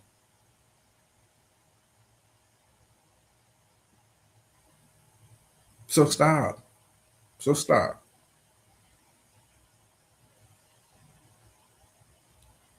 Well, listen, Keeper. I get resources, but does Benjamin Crump have to be the go-to? Does Benjamin Crump listen? When white folks want to do something, they get on GoFundMe and they gather money and get shit done. Does Benjamin Crump have to be the only the go-to option? Hey, this happened to our son. We're trying to get some money together for legal representation. We're starting to GoFundMe. We're trying to raise X amount of money to get the best lawyer that if you really think Benjamin Crump is the best lawyer that money can buy, no. I mean, I want to say it's a report out there that Tyler Perry and Colin Kaepernick have contributed to the legal team, legal representation fees, and all that kind of stuff. Listen, you can gather resources. He can't. Benjamin Crump cannot be my talk. He can't be my mouthpiece. What's up, Steph? How you doing? Someone say white folk. Benjamin Crump cannot be my mouthpiece. Fuck no. Fuck no. He can't be. This is the only reason. Listen, you want me to not speak about race and Benjamin Crump. This is the only reason you're here, because it's obviously a racial undertone to the case. That's the only reason you're here, Benjamin. There's plenty of other crimes, plenty of other worse situations than the Nola Wells, and it's bad. But there's plenty of other situations that's going on. Benjamin Crump don't care about because it don't bring the TV cameras. It don't bring the notoriety. Think about it. I got the family on Good Morning America, probably the biggest morning TV show in America. That's all Benjamin Crump cares about.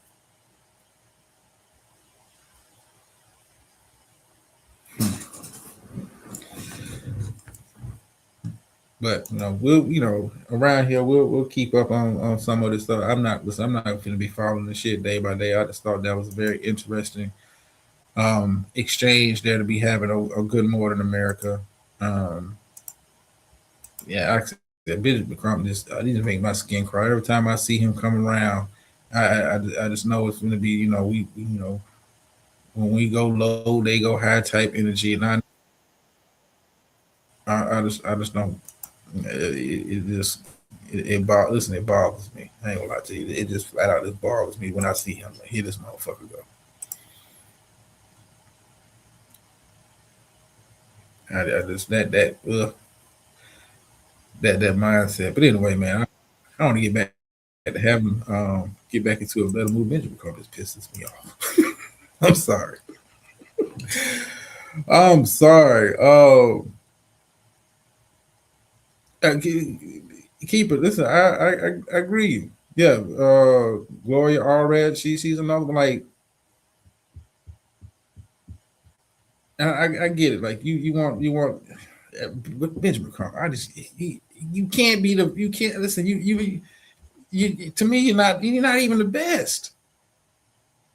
You're not even the best. You're just the most well known. You're just the most well known. You think about major civil rights quote unquote cases over the past decade. Benjamin Crump has found his way there. I see him out, man. This motherfucker come like, god damn. Somebody said race, and he go Benjamin Crump sliding in. Ugh. I want to get back into a better movie. I should not play that shit. That shit pissed me off. Okay. Where I want to go with this next? You know what? I want to go here next. We have a good time. Having a good time. Now, some of my parents or people who play parents, what would you do in this situation here? Let me get it together. Yeah, he talked to me slow for me. All right, check this out. Let me know what y'all think. 920. No, I'm ready. Set 120. It's actually 920. 920. 920. How much is one hoodie? This is 300. This is 200, and this whole set is 360. I don't give a fuck about no. I'm doing a YB. You can get one hoodie. What is this anyway? Godspeed. I'm doing a Godspeed. No. I don't give a fuck about a Godspeed and all that. I can probably print some shit on. I mean, I can put some It's shit on not even even $1,000. for a 17th birthday. Yeah, I'm a YB. No, we can get one hoodie. We can get one hoodie. No. Come on. Can you throw me a deal or something? I can't. It's brand new. Okay, well, I mean, you won't even be getting none of this. I'm going to YB though. I don't give a fuck about a YB. I don't give a fuck about you. I can make this hoodie. I go to No, you Walmart and get a can't. hoodie. Okay. Come on.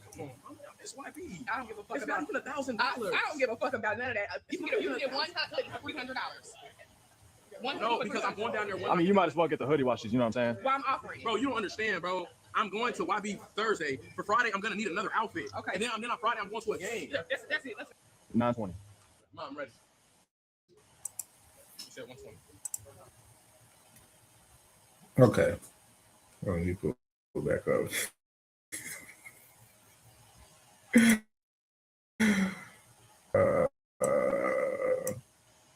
I'm gonna come back over here. That's it, drama. You will know. Okay, cool. Let me get back over here. No suspect, anything. Yep, still active investigation. Okay. Hello. StreamYard, am I good? And it's usually the time I start getting fucked up by StreamYard. Am I still good?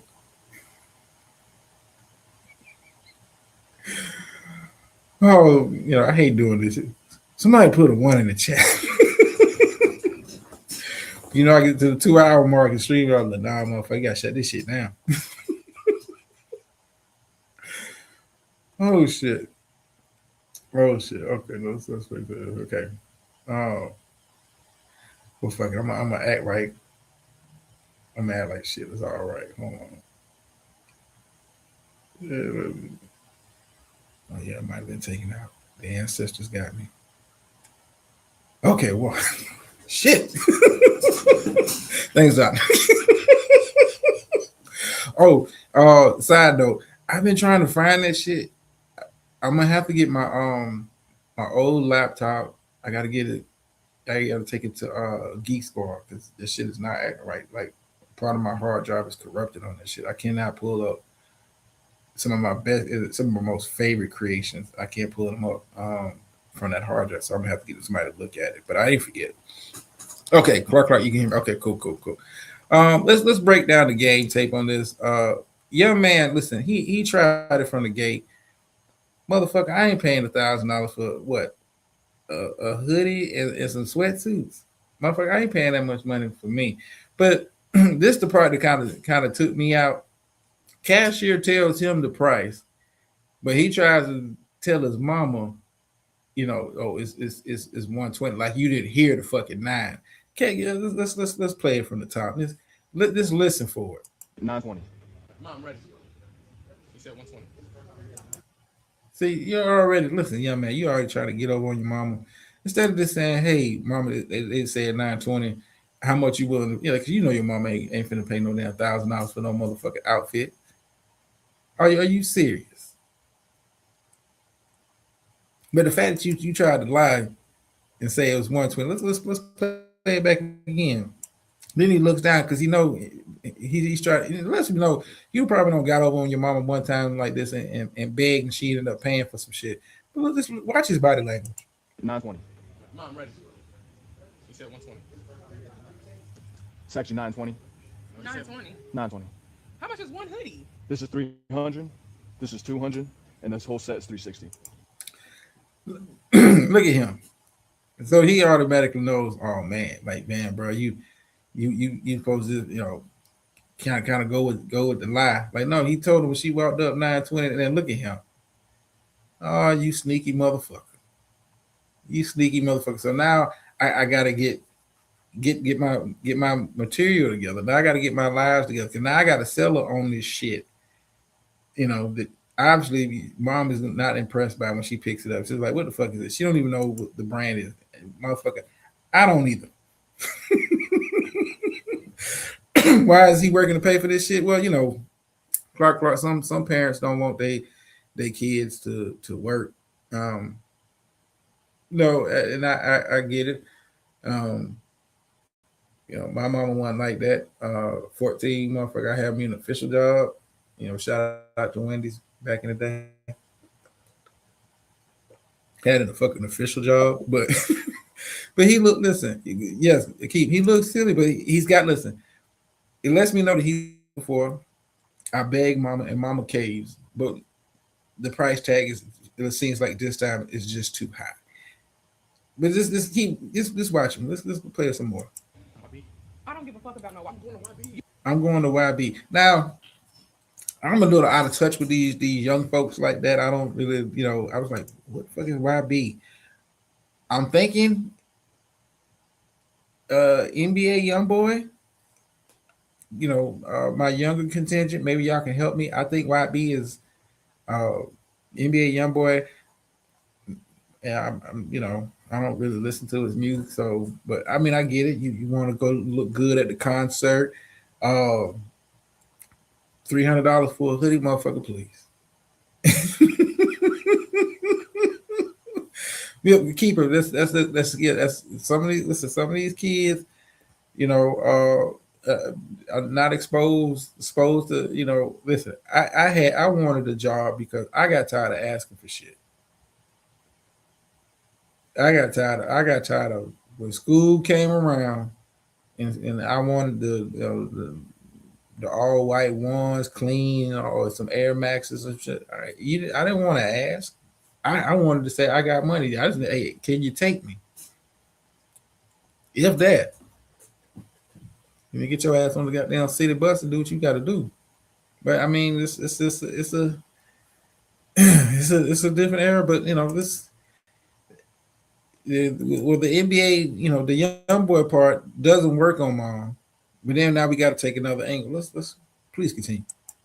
I don't give a fuck about no. I'm going to YB. You can get one hoodie. What is this anyway? Godspeed. I'm going to Godspeed. Yep. I don't give a fuck about a Godspeed and all that. I can probably print some shit on. I mean, I can put some It's shit not on even $1,000. for a 17th birthday.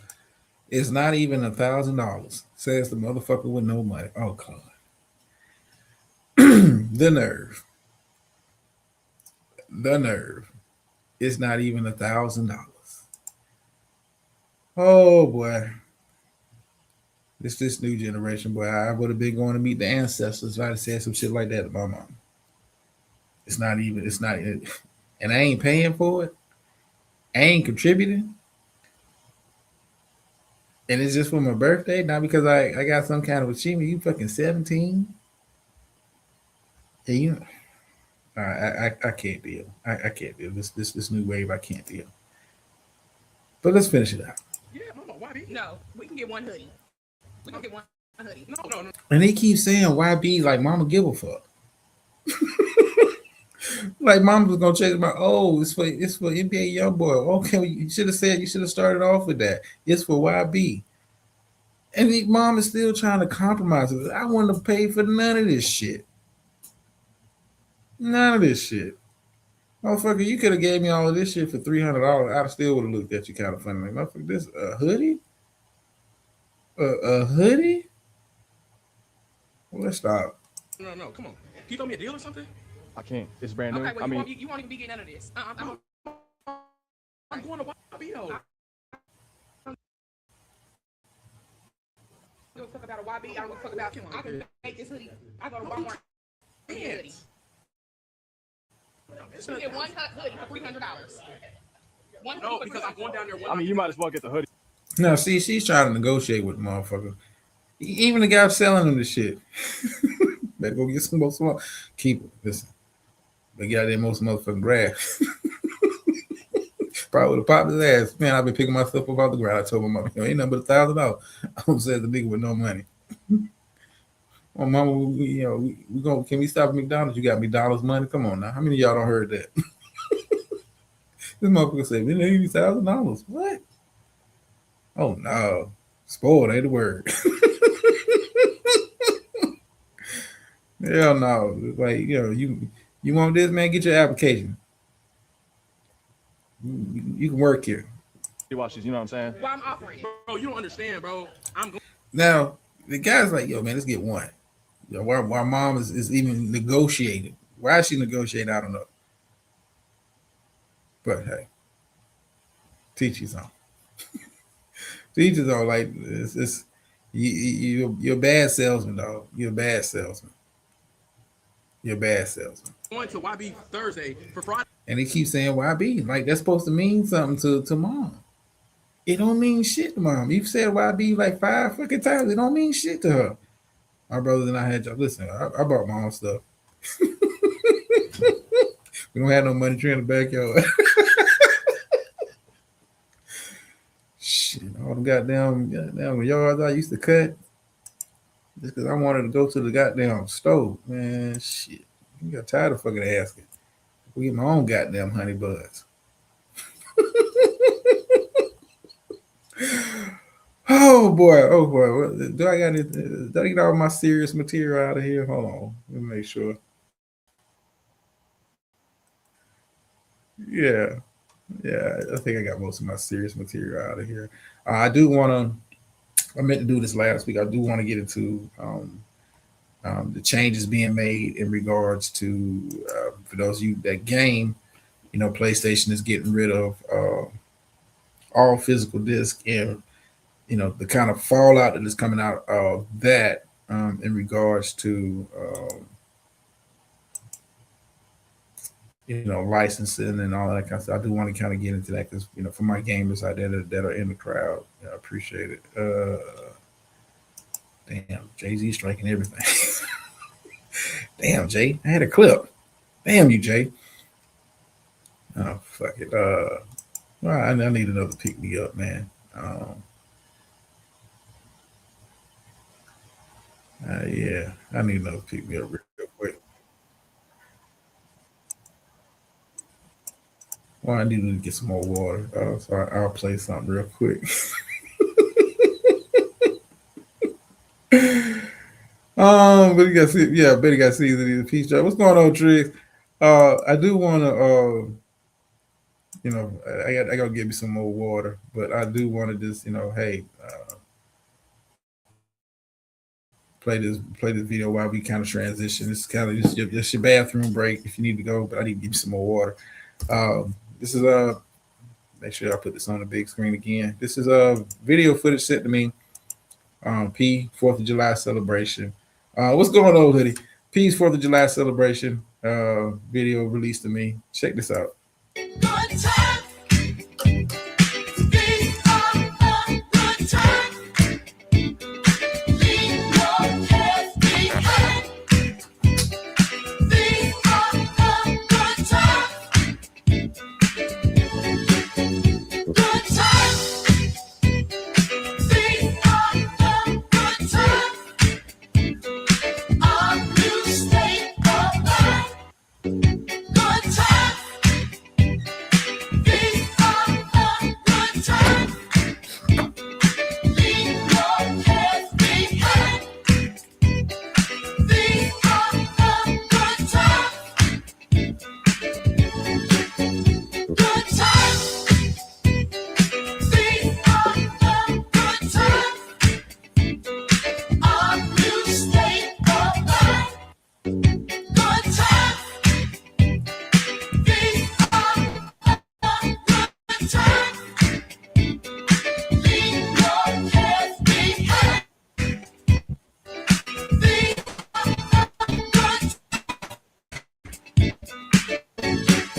good time.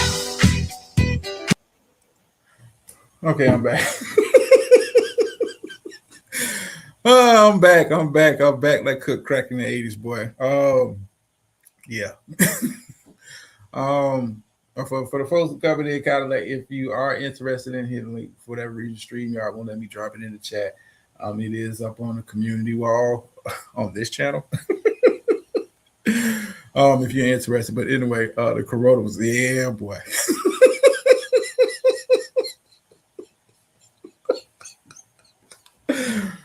Oh boy, listen, I gotta get that damn I gotta get my damn MacBook checked out, man, because I got all kind of shit on there, but classics. I got all kind of shit on there I need to get a hold of and just throw out there. But where do I want to go? Well, I just want to say I want to keep it light tonight, man. I don't want to be too heavy. Yeah, I do. Yeah, okay, yeah, I want to play this next. For my fellas out there, man.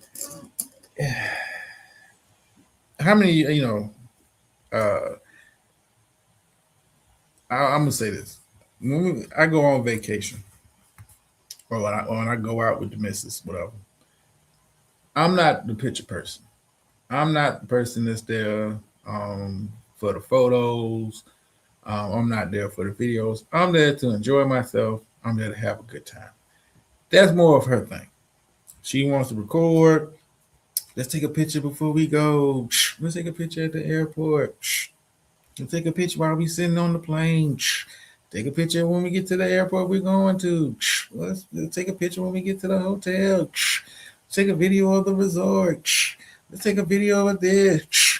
Let's take a picture of me by the beach. Take a picture of me doing that. Take a picture of you by the pool. Like, I'm not that dude. Now, as a supportive husband, I want to say that for the record because I know she likes to listen to the replays. As a supportive husband, I do my part as a husband / cameraman on these trips. Only thing I expect is, when we do excursions, when we do stuff outside of, just being in the hotel and enjoying sights and sounds, it's for the memories, Clark. Well, listen, I get what you're doing it for. That's it. Listen, it's not my cup of tea. Like, I might be, I might film like a video, like, I just want to this like this. It's not even for memories. My petty ass will be somewhere like, you know what? I'm on the beach here in Costa Rica. Kind of like, oh, hold on, let me oh, let's see if it'll pull up. Hold on. I'm petty. I'm not. Let's see, where is it at? Was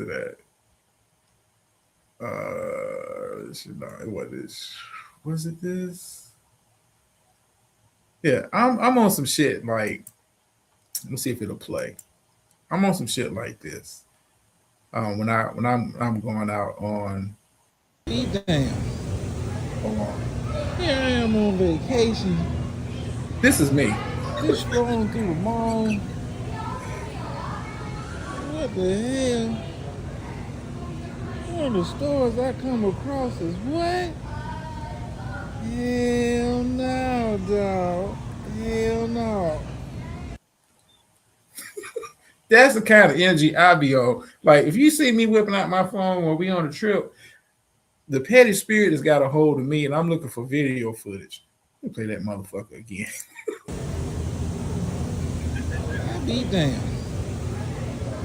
Here I am on vacation. Just scrolling through the mall. What the hell? One of the stores I come across is what? Hell no, dog. Hell no. That's the kind of shit I'll be on. Let me take this shit for the stage. That's the kind of shit I'll be on. I don't give a fuck about, the memory. Listen, I got the memory in my head, and you didn't buy the damn shirt. Damn sure did, Clark. Damn sure did. Listen, I just felt compelled. I was like, just walking through the mall, going to different stores, and I was like, hell no. And she would tell you, she was like, I can't believe the only two things you took a picture of or recorded was that shit your petty ass. Like, oh, where my other little petty video at? That's the kind of energy I'm on when I'm on vacation. I'm just there to have a fucking good time. I'm not there for video collection. There's a Crayola store. Man, this shit.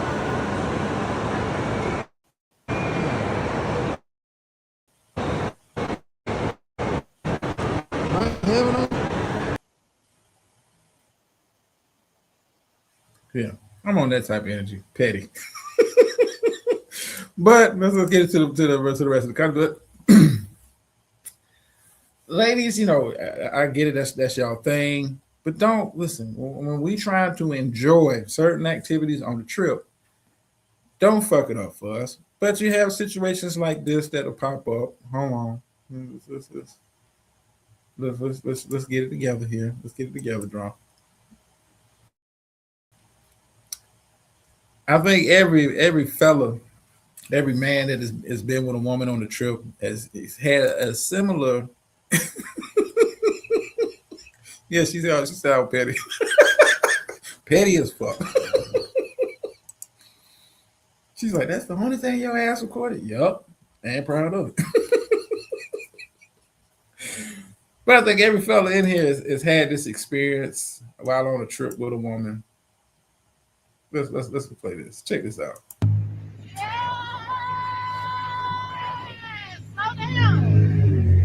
Why I can't drive the motherfucking boat? Let me drive the motherfucking jet. Okay, I don't want to go fast though. That's the problem. You want to do all this recording shit? Look.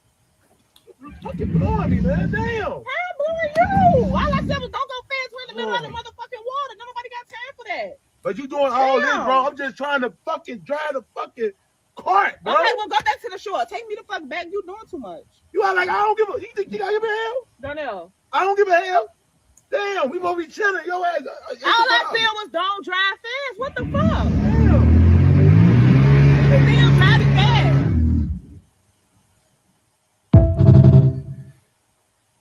Yeah, play that shit again. Play that again. Slow down. Why I can't drive the motherfucking boat? Let me drive the motherfucking jet. Okay, I don't want to go fast though. That's the problem. You want to do all this recording shit. Look.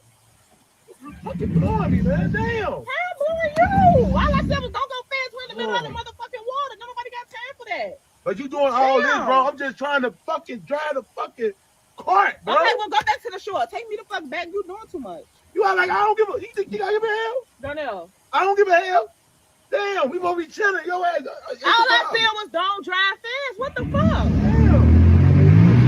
Still driving fast. Let me bring you back over here real quick. You just had deja vu. Oh shit! Listen, his frustration, I felt all of that. I just want to, especially if I'm doing certain excursions and shit over there. I'm here to fucking listen. First and foremost, vacation. I'm here to relax, and whatever that looks like for me, looks like for me. Now, if that ain't your cup of tea, that ain't your cup of tea. She got on your nerves. Shit. You can tell. Listen, you catch the beginning of the video when she's like first in the camera. You see him. He already looks pissed off that you can tell it's been a long day for bro. It's been a long day. He's probably been dragged along doing shit that he didn't really want to fucking do. But you do what you got to do. Sometimes like hey, that's your thing, baby. I'm there to support you and enjoy it with you as much as I can. But that he looks pissed off and frustrated. Trust me, I get it, dog. I get it, ladies. If you ever on vacation with your significant other, if you ever on vacation with your man, and your man is planning to do some shit, and you really ain't interested in the way that he's interested in it, please don't waste his money. Please don't waste his time. You could have sat on the shore, took all the videos you wanted to take, baby. You could have recorded me out on the water. I'm here to enjoy myself. Let me enjoy my activities. It's almost like, do you really want, ladies? Do you really want, for my ladies that like to do shopping, do you really want your man throwing the fits, sucking his teeth, acting like a spoiled brat when you in the mall or y'all going shopping somewhere? No. He's got to put, listen, we have to put on the bravest face that we can sometimes and suck it up because it ain't about us. Sacrifice. That man wants to open up that motherfucking little jet thing or whatever. Let him open that motherfucker. Guess what, baby? You're just not getting no videos on this part of the excursion. This part of the trip, hey, this ain't about you. This is a moment for you to realize that, hey, in this moment, in this time, this is something that he wanted to do. He's the star player. Let him shine, player. Let him shine. But no, you wanted the attention because he's fucking up your videos. I mean, let's play it back here. Well, listen, I wonder if you can just tell the energy is off. Like watch the beginning of the video when she pans towards him. Look at his body language. Let's play it. Does that look like a man that's enjoying himself? Well, she talking about and you like you turn it, trying to flex to the people that you trying to impress on social media or your friends at home. Yeah, bitch, we was out there in the jet ski. Does this look like a man that's enjoying himself? And first of all, hold on, I gotta take a closer look at his outfit. What the fuck this nigga got on? What's up with this? Goddamn floral print. Maybe that's some new shit. I don't too much know it. I'm not trying to look all. I'm not trying to look Duncan Hines moist. This look kind of moist there. What's up with this outfit? Maybe some fashion shit. Maybe it's that shit that little boy was trying to buy in the store. And I just don't. I'm not up on game like that. So maybe I'm just not up on game. I mean, but does he look like he's enjoying it? Look, he looking like, man, I can't wait to get to shore and get away from this motherfucker. Where is the bar? Where is the bar? Listen, no, listen, Clark. It's certain shit that, hey, you know with your significant other, like I'm in like, I'm gonna use myself as for an example. I'm at, and I hope, I know she's not gonna get mad because this, I'm telling the truth. We went to Jamaica a couple years ago. Anybody that's been to Jamaica has been to Dumb River Falls, and that's when you go and climb the waterfall and all of that kind of stuff. I one, I can swim. She necessarily can't, but it's the pools of water is not that deep. But if you're afraid of afraid of the water like that, afraid of possibly drowning, this is an unfamiliar place. This is not a pool. This is 3 feet. This is like, you just got to kind of find out when you get there. So we're doing Dunn's River Fall. This was my idea to do this because I wanted to climb the waterfall, not because of the photo op or nothing like that. This is something I wanted to do. Hey, I'm in Jamaica doing what the fucking Jamaicans do as tourists and all that shit. So we get through like the first pool of water. She's okay. She's all right. By the time we get to the second pool of water, you kind of like step off the rocks and you step into the pool of water as you go up. Those of you that have been there, I can't be having this conversation with the group troop because motherfuckers ain't been nowhere but a panel. But those of you that have been there know what I'm talking about. So I'm going up Dumb River Falls, get to the second pool. She kind of knees kind of give out a little bit. She kind of go on closer being under the water, and she's freaking out. So instead of saying I'm gonna drag my wife up this waterfall and being miserable and all, no, baby, each pool is a way you can get off and exit. For those who it becomes too much, you can get off and exit, and you can watch your significant other, your loved ones continue they trek up the waterfall. But that's me being considerate. Hey, this is not your thing, but I appreciate you participating. But you didn't make it all about you because could have been an asshole and be like, we're gonna go up this fall together. That's we came together. No, but this you got to keep it. If you're interested in it, I would help you, but that's really not her thing. But I get that. I see this is part of the give and take. This is part of the give and take, because it's certain, like I said, there's certain things that I like to do, certain things she like to do. Like when we go places, she likes to find all kind of Black history, and no matter what country or what location we at, she's got to find some kind of Black history though. That's her thing. I ain't mad at it. I understand it comes with the package, but she gets off and I continue up, and it ain't about her. She takes her pictures, takes her photos, and all of that. But this brother don't look happy. He look like he's having a miserable day. Look like he's having a miserable chick with the person, and this may be his significant other, maybe his wife or not.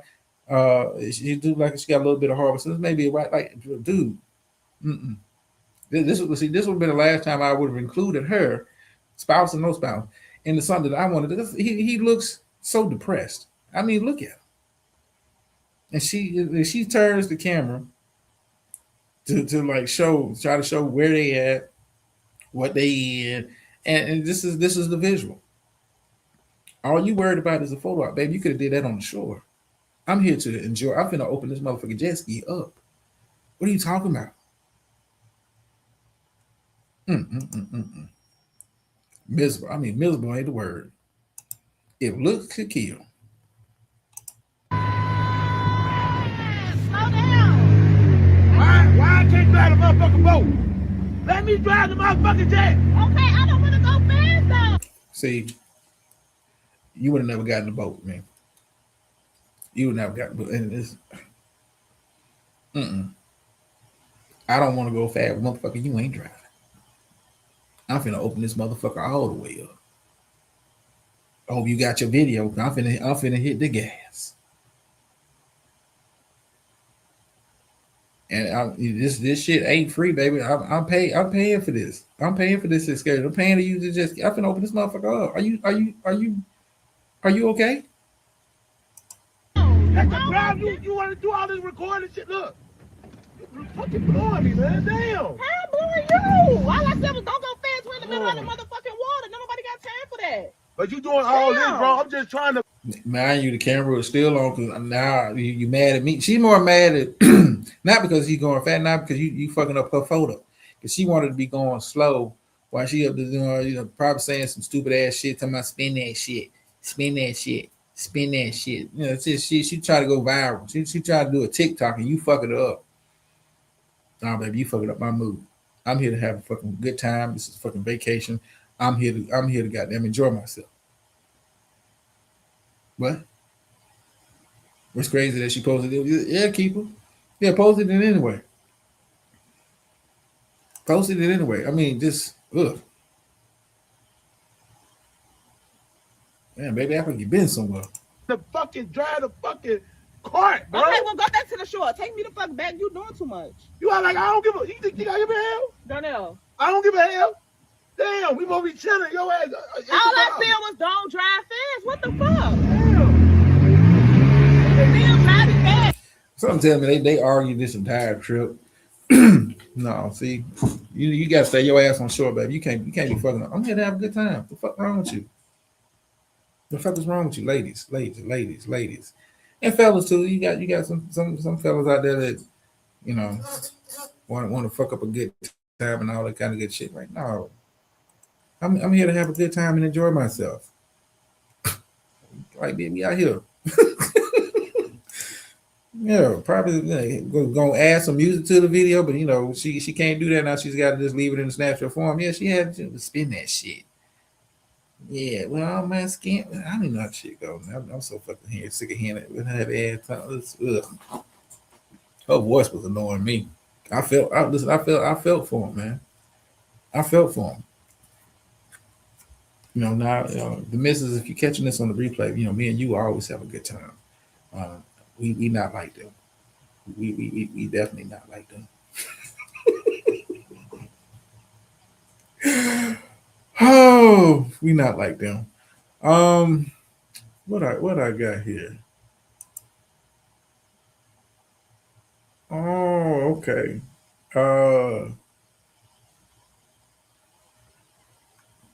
Okay.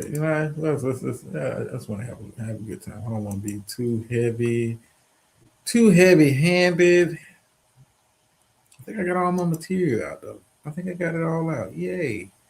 Hold on, make sure I got everything that I wanted to touch on today. As far as videos and shit. Oh, no.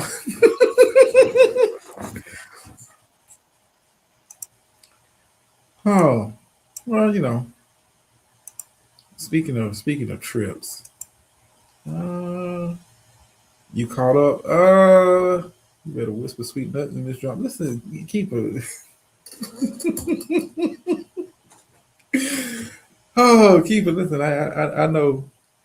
Yeah, I know how to smooth things over, even with a live show. But yeah, I've caught up. Yeah, Emu packed up Luffy.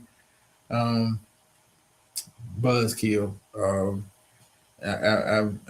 not really focused on what Otis got going on. It's been a complete buzzkill for me. I mean, I know I've been asking for the end, but goddamn, like, this is what we really doing. This is what we're doing. But anyway, speaking of trips, I did want to share this out of. I thought the shit was funny. Some people said it was sad, and want to blame the animal for what happened. Let's see, are we on the big screen? Yeah. Finesse, yes, keep it. Listen, brother got to know how to finesse. Like, I can see myself, walking back in there. What's going on, 58? See myself walking back in there. So, you been talking about me again? No, baby, no. I'm talking about, I was just reviewing a video. No, we always have a good time. I did tell him a little story, but it's always to show you in the proper light. Oh yes, baby. I never disparage your name. Your name is always going to be good out here in these streets. Even if my name is Mud, you won't get no dirt on you. You know what I'm saying?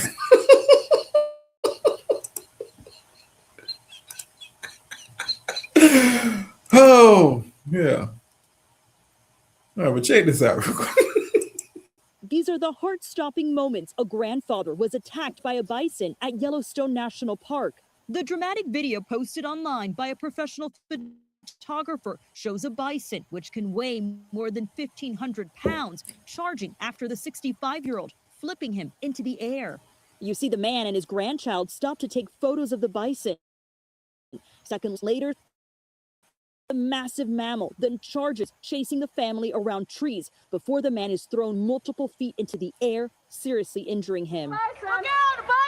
Another video shows the bison running past tents at a campsite before the incident.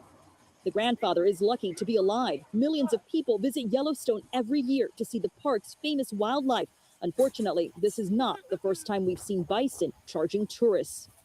As for that 65-year-old, he was hospitalized and is recovering from his injuries. Now, Yellowstone National Park warns people to keep at least 25 yards away from bison at all times. And if too close, you are warned to retreat immediately.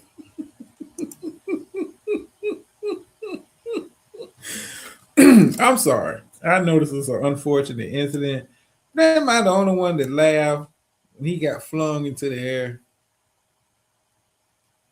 Let me see that one more time. I just like that part. Is just, and I know it's not nice, but fuck it, it was funny. These are the heart-stopping moments a grandfather was attacked by a bison at Yellowstone National Park. The dramatic video posted online by a professional photographer shows a bison, which can weigh more than 1,500 pounds, charging after the 65-year-old, flipping him into the air.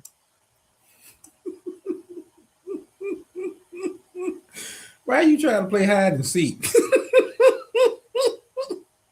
You trying to duck in and out of trees like the bison ain't got no eyes. Look at this shit. Oh, you trying to circle around. My question is this: where's the grandson or granddaughter? Let me make sure you start from the top. Where are they at? Where they run off These to? are the heart-stopping moments a grandfather was attacked by a bison at Yellowstone National Park. The dramatic video posted online by a professional photographer shows a bison, which can weigh more than 1,500 pounds, charging after the 65-year-old, flipping him into the air.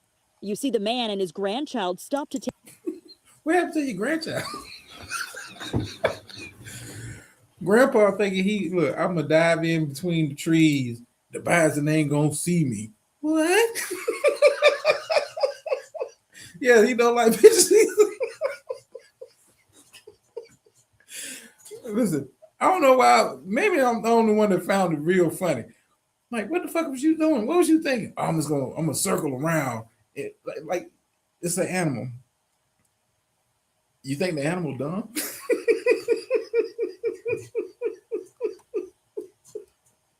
Big ass bison charges at you, and you try to play hide and fucking seek? What?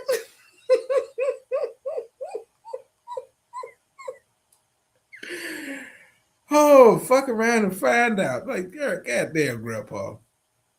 You're logical. Takes photos of the bison. Seconds later, the massive mammal then charges, chasing the family around trees before the man is thrown multiple feet. No, chasing the man. Grandchild, you lived your life, Grandpa.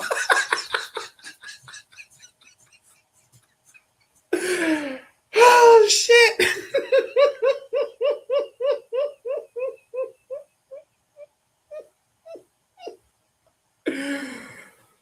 Oh shit. Yeah, Granddaddy, it's your time to go meet the ancestors, not mine. You don't even look. As soon as they take off, I don't even see the kid no more.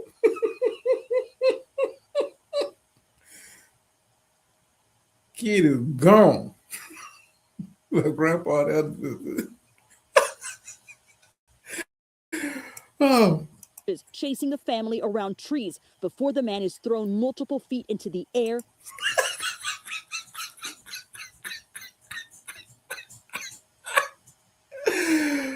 Oh shit.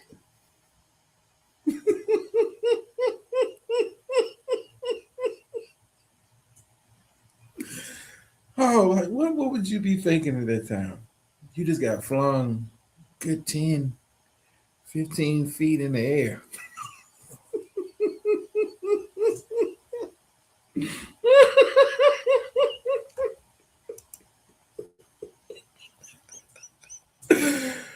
Oh boy, I'm sorry, y'all. I am just too tickled by that. I don't know why. Oh boy. Oh, what I got?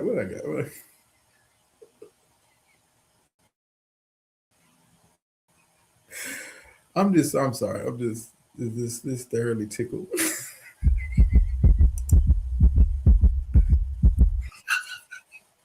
Damn.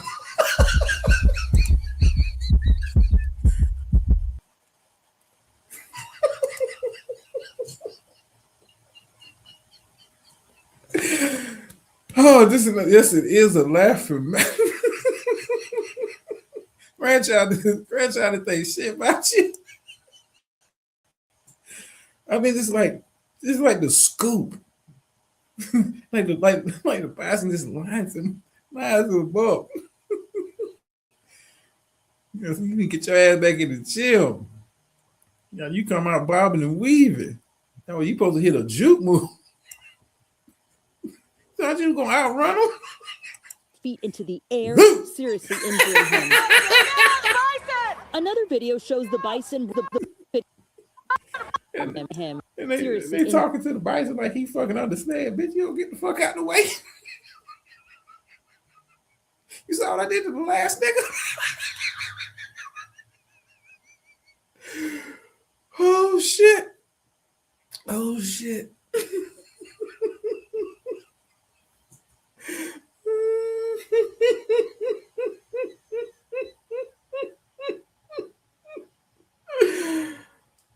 Oh boy. Oh boy. I'm sorry. Hold on for a second. What she got for me? Hold on. Okay, you said your dad can get bad food? Yeah, he can get it back food. He can give you good food. I give you good food? He gives you broccoli.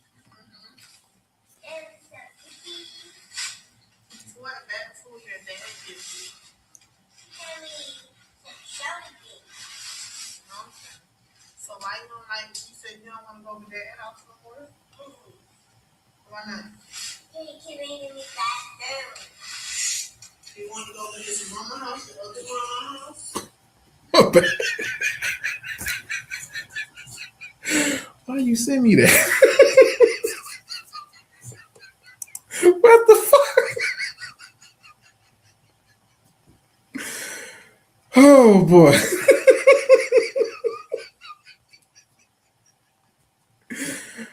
Oh, I'm previewing another video. Oh shit. I'm having way too much fun with this one. Let me go back again. At this moment, he knew. He fucked up. Seconds later, the massive mammal then charges, chasing the family around trees before the man is thrown multiple feet into the air, seriously injuring him. Bison! Another video shows the bison running past tents at a campsite before the incident.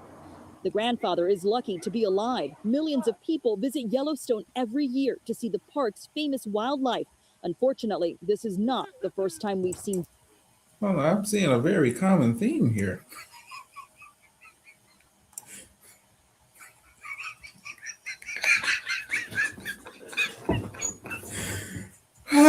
They not like us. They not like us.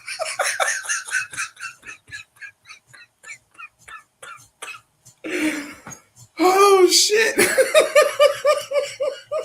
Seeing a very common theme here. Unfortunately, this is not the first time we've seen bison charging tourists. As for that. All right, I'm done. I always want to get too close. Let that shit be. Oh boy. Oh boy. And for the person that sent me that correspondence not too long ago, I will review that at another. I will follow up with that at another time. I'm just, I don't want to bring my energy back down. Oh. Hold the fuck up. Hold on. Granger knows that as an HVAC technician. Oh shit. Hold on. Hold on. Damn, y'all gotta stop saying me shit. Hold on. Okay, let me do it like this. Hold the fuck up. Hold the fuck up.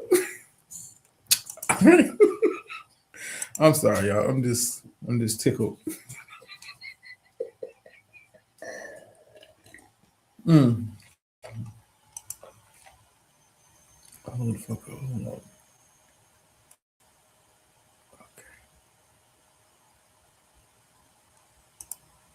I'm scared about opening this. Hold on. What am I looking at here? Okay. Oh, for those of you, yeah, I'm sorry. Let me see if it'll let me copy this. And I'll put this in the chat. Oh boy. Oh yeah, y'all gotta forgive me. I'm a little too tickled. Oh, I'm just saying, listen, it was a common theme there. I'll go first.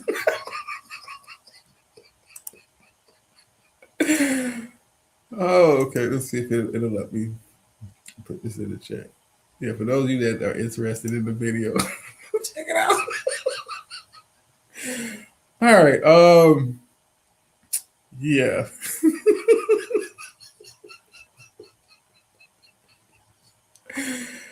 Oh boy. Okay. I'm just saying, like, Bryson got up under his ass, scooped his ass. Fuck out the way. Fuck you mean? Thought I was a fool. Flung his ass.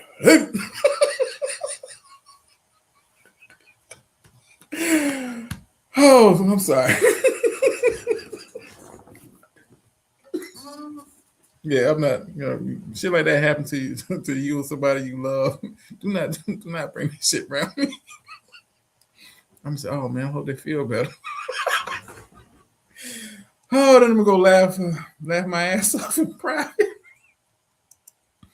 Oh yeah, I'm that. Like, listen, you trip and fall in front of me, I'm gonna help you up. I'm gonna talk shit. Okay, hold on for a second. Hold on. All right. I got some other exclusive footage. I'm sorry, y'all. I'm sorry. I'm just super duper tickled. Okay, what we got here? Let me see. I'm gonna sure get through all my stuff before I kind of get into like the nerdy shit.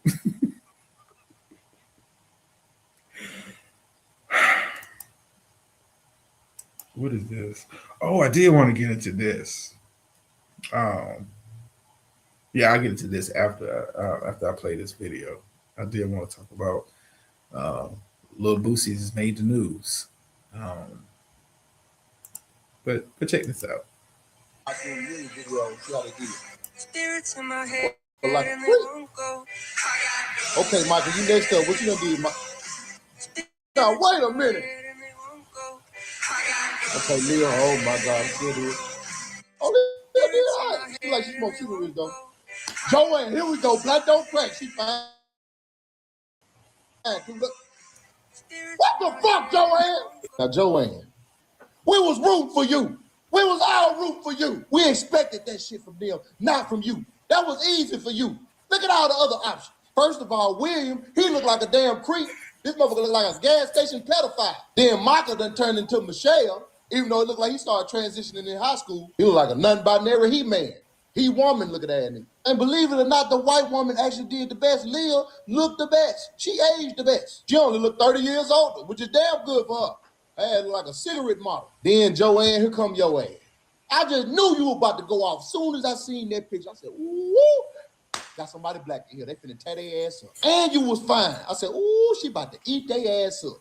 Oh, how right and wrong I was. You definitely ate some shit up. It just wasn't him. 20 years ago, you was a bad mama jamma. Now you just a big mama in pajamas. Sit your country ass down, man. Hit that follow button, man. Hit that goddamn follow button.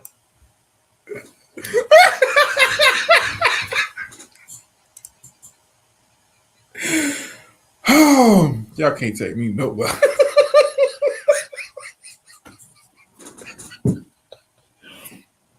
Damn. Damn, homie. Yeah.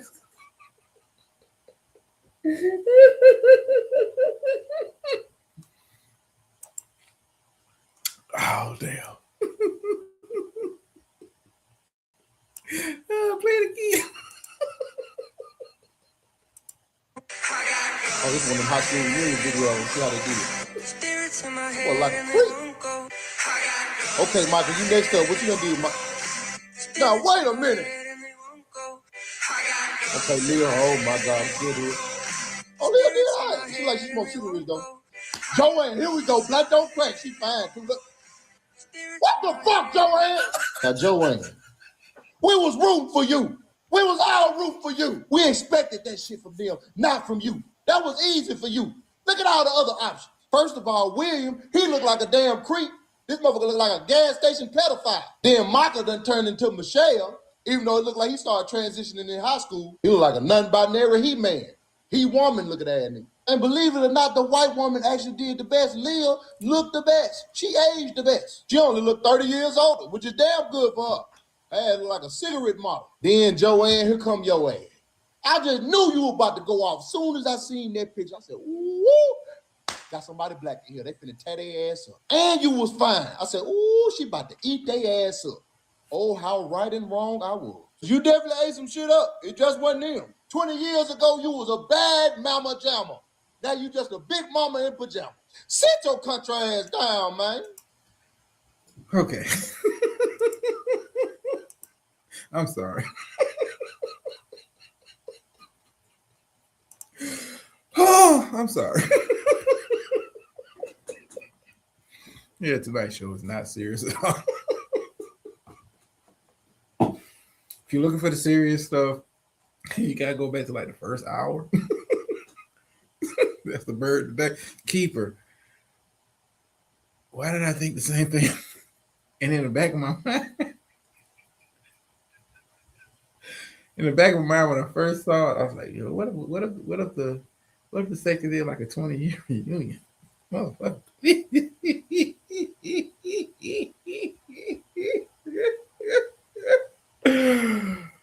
Oh shit. One thing she was missing was the braids.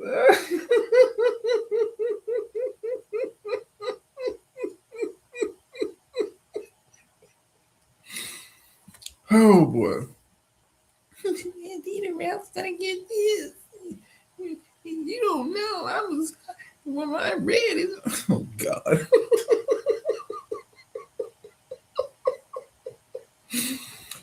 Oh, I'm not being serious tonight. Okay. I do want, before I get into the nerd talk, I do want to get into this. I would have did this on my other show, but I fell asleep. I ain't gonna lie to you. I fell asleep. And for those of you that like the other show too, I fell asleep. I ain't gonna lie to you. I needed to kind of conserve my energy. But I fell asleep. It wasn't on purpose. I fell asleep. I hadn't even set up a thumbnail. But anyway, rapper Boosie has filed a lawsuit alleging that he paid for a pardon from Trump and never received it. Said Boosie alleged that he paid $600,000 to a MAGA-connected lobbyist firm, J.M. Bergman and Associates, to obtain a pardon for a 2023 incident in which he was convicted for bringing a loaded weapon to a music video shoot. He has filed suit to recover half of the money that he paid for the backroom maneuver because the pardon never materialized. So basically what you're reading, listening to here is that Lil Boosie, this is the time when, Trump first got back in office. It had paid some money that, you know, because they was passing pardons around like it was candy. People were getting pardoned left and right when Trump got back in office. So Boosie paid $600,000 to this firm, you know, that was supposed to be connected with MAGA like that. That was supposed to have, you know, that inside track. Got out on Boosie. Yeah, he did. But yeah, he paid $600,000 to this firm in the hopes that, you know, you pay to play. That's how politics works. But, you know, obviously they said, you know, as we say it at the, you know, the Domino's table, all money ain't good money. So they took your $600K for whatever service you thought you was getting, and you were thinking that I give them $600K, that's gonna, you know, give me a part of the bruh. Boosie, be honest with you, man, you know, the tab about a year ago for a pardon was like about a cool $100. You know, no, I'll tell you about a cool meal, not a cool meal. I ain't gonna be too greedy. About a cool meal to gotta get you a pardon, extra Chrisleys, you know, a couple million. To the campaign and to major donors, like that would have got you a pardon, bro. That would have got $600K. Yeah, okay.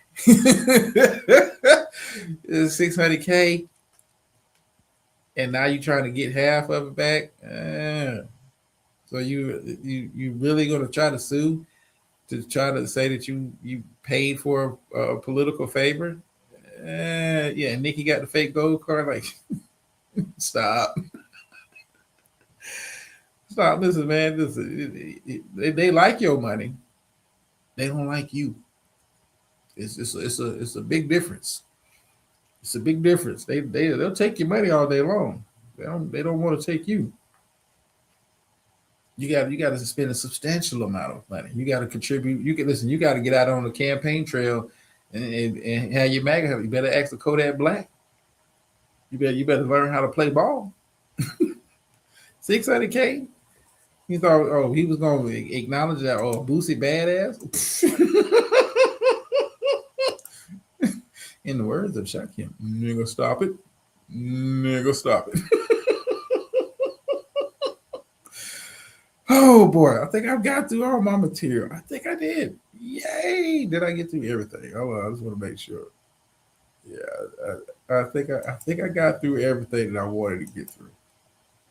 I think I got through, and I can get into like the nerd talk shit now.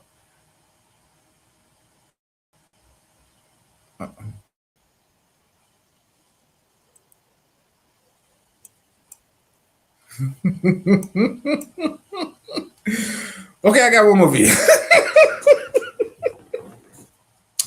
Let's take this time. I'll play it a couple times. You know, if you need a little more water, this is your chance to take your break. Then people say 47 love me. 47 don't love the black people. Here to take black folk money. You don't love the black folk. Fuck out of here. Yeah, he been good. He been good to us. He let us stay in the big house.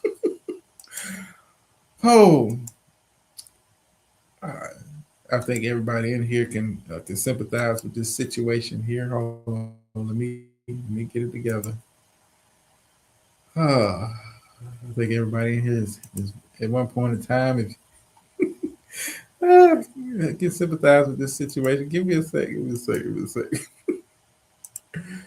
Give me a sec. All right, check this out.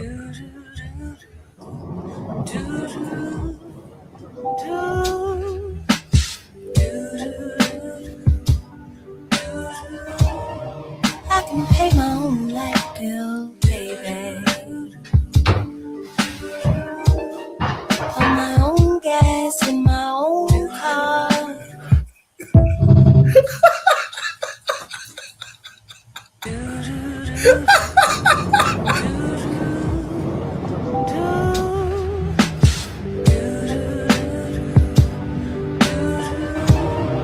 I can pay my own light bill, baby. On my own gas in my own car. Oh boy, it's no worse feeling in the world, boy, to be on the road. Oh no! Listen, it'll always be when it hits you, you're stuck in traffic. Oh god! Oh god! Driver go to I'm just saying, listen, beautiful. It is, listen, when you had some food, and it might have been good going down, but as soon as it hits you, you're like, oh, no, this different. I got to get to the crib. And that urge hits you.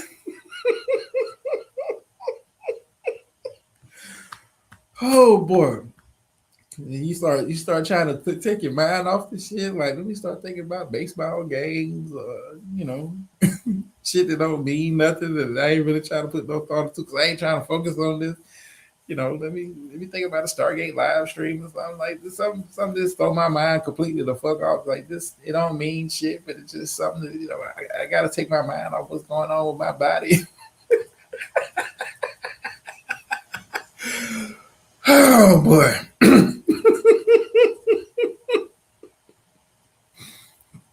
I need to hear something weird and goofy. Let me put the lawnmower man on while I'm on the way home because I got to get to the house. I need something to take my mind off of this.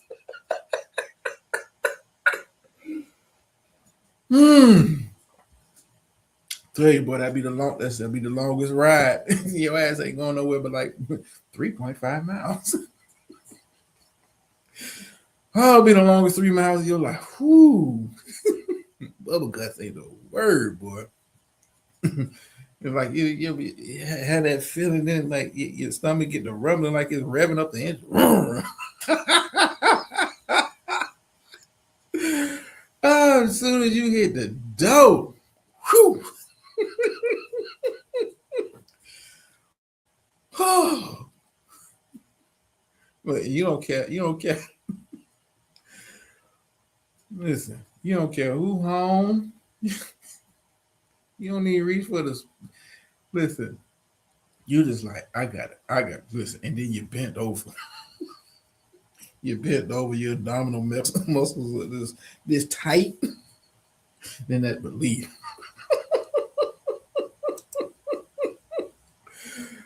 Oh. There you go. Right. Ooh, legs go up. I wonder if that's the position these rails was in.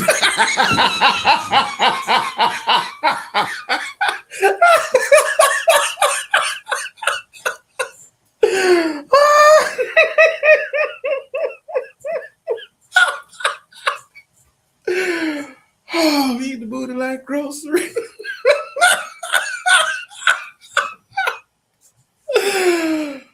Oh shit.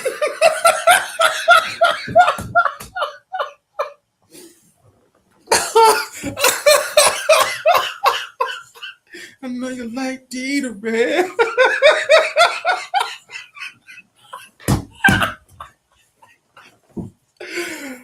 Oh shit.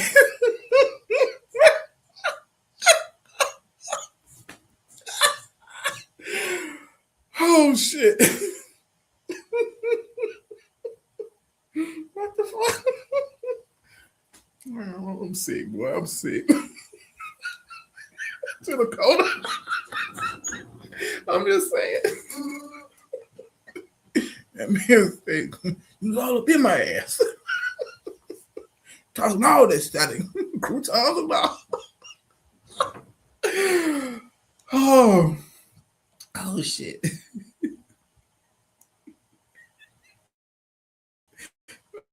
That's I need to hit the door as soon as he get to the Omni in Dallas.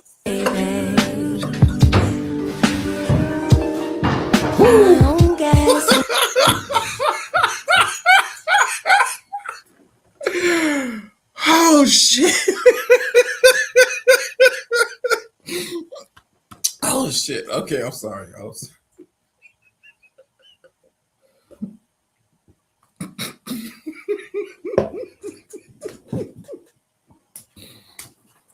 No shame. Yeah, she ate my ass and she liked it.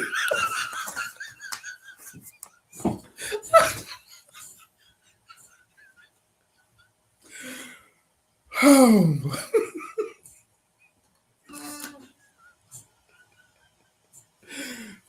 I'm gonna take this shit down because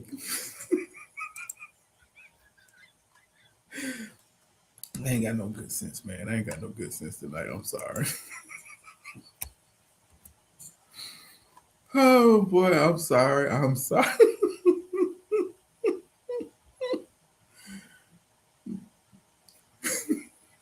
Goddamn Cookie Monster.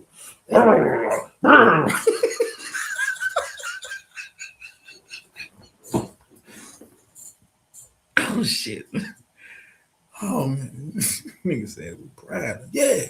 Tongue all up in there.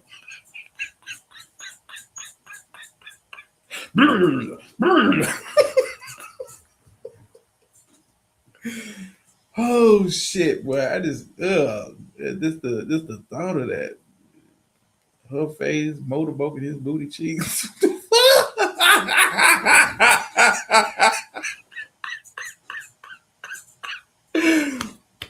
Oh shit, I'm going to hell tomorrow.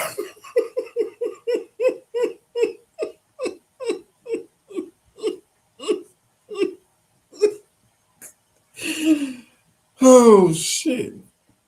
Like, how do you even start that conversation? Like, I'm gonna do something freaky to you tonight. What you gonna do? Put your legs back. Put my legs back.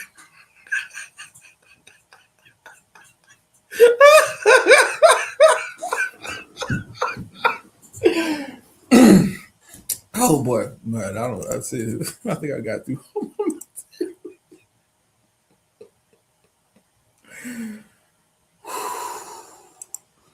Woo, sorry.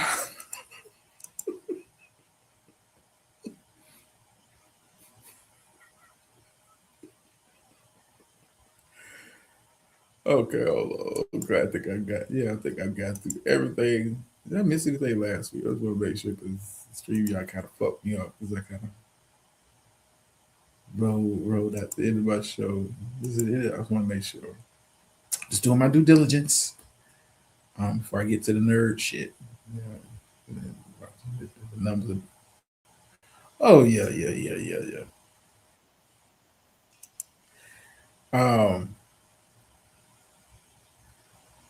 You know what? I want to play this real quick.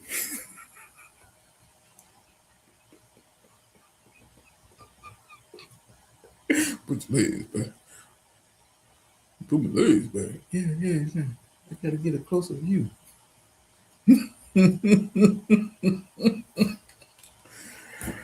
Oh shit, Smoke Holes playing in the background. Yeah, I got a short clip. Trust me, I swear to God, I'm gonna get to the nerd stuff that we can get the fuck up out of here. I found, keep it out. I'm pretty sure you'll like this. I found if the Lawnmower Man was a rapper,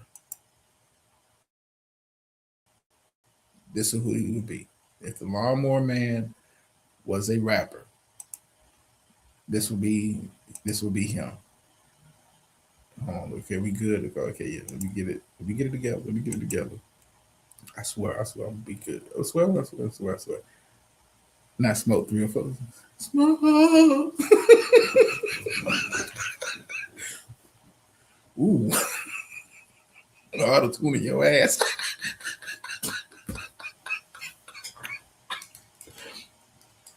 Good guy.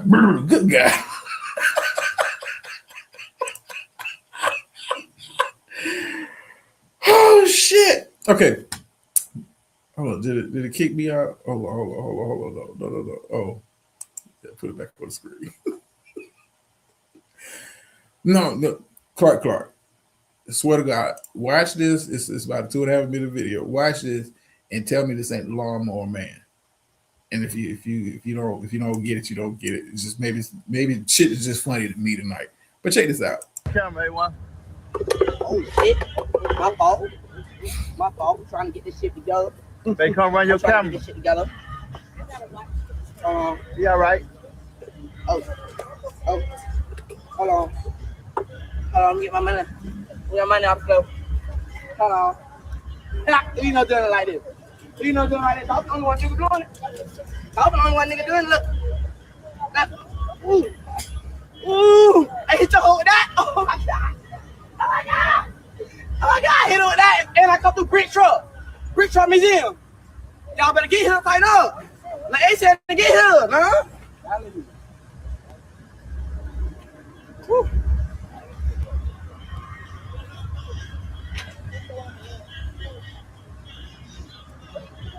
Got pictures, man.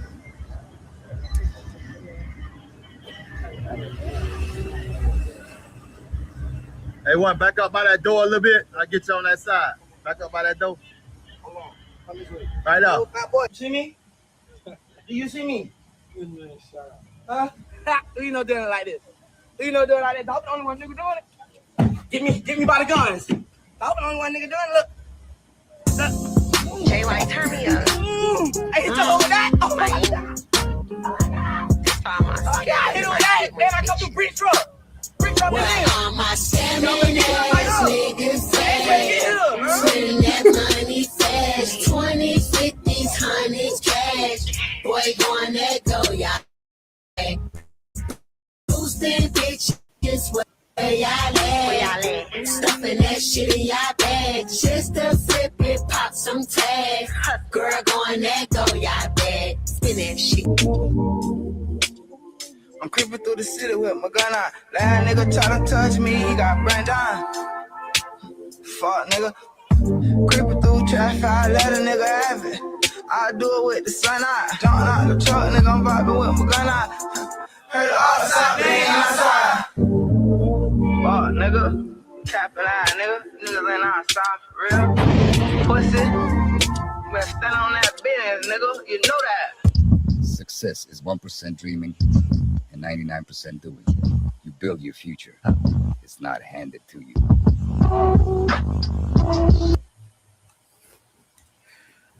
Okay, we come back over here. But shit, I found the shit funny.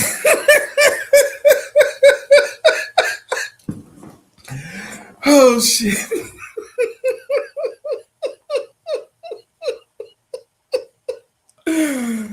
Oh boy.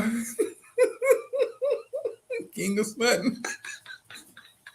Because nobody know I was the first thing on YouTube.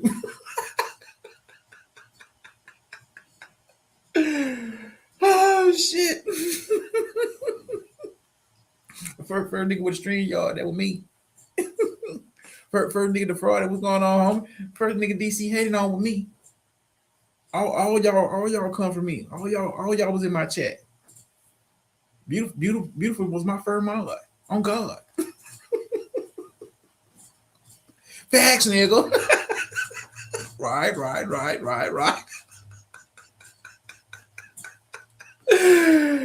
Oh shit. They all try to take my style. First nigga to do a community wild post was me. I was the first nigga doing that.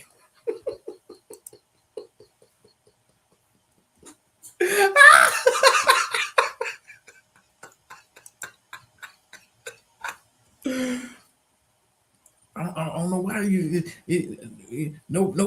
nobody do it like me. Nobody.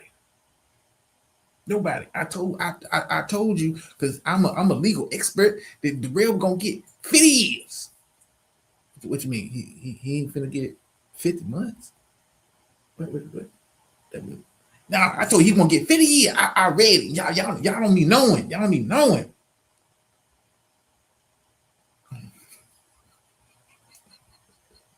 Hold on, let's see if this shit play.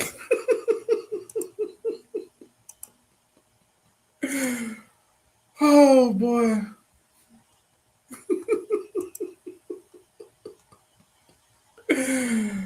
Oh shit. Listen. The real verdict came down.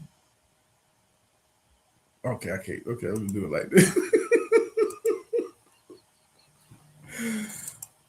Oh, okay, hold on. Oh shit.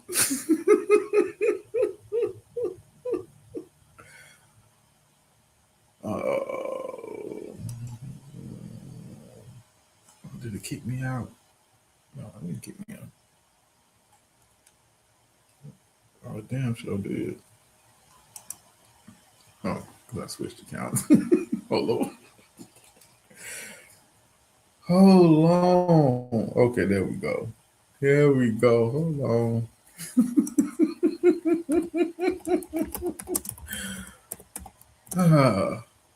Yeah, I gotta get that laptop fixed back. I gotta get my old shit off of there. I had some shit.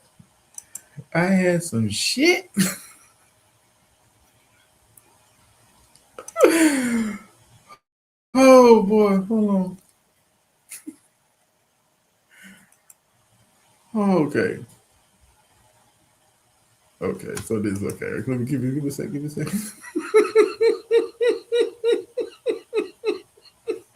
He invented everything.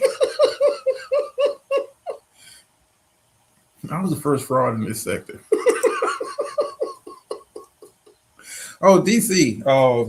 Just for your reading pleasure. It should be what, 3 days ago, 2 days ago, 3 days ago. Let's just had a confession to make. He had a confession to make. Hold on.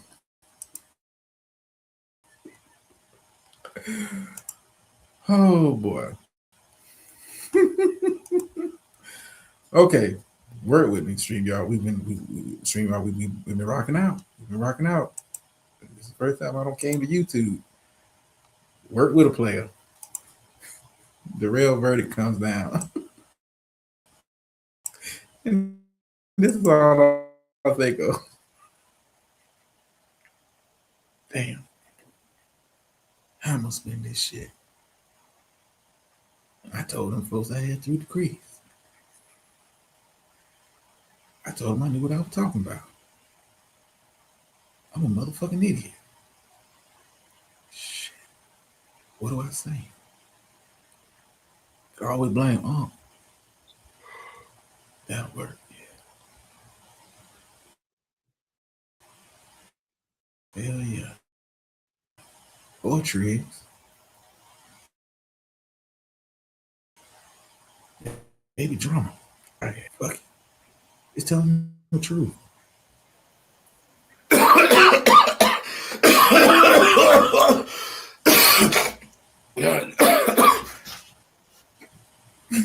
You ain't know. Just tell them the truth. They cool with it. They'll understand.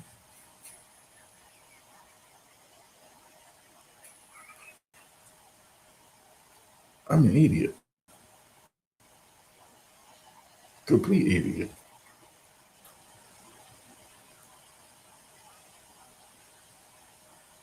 Yeah, Man, I'm high as hell. God damn. Yeah, that'll excuse everything.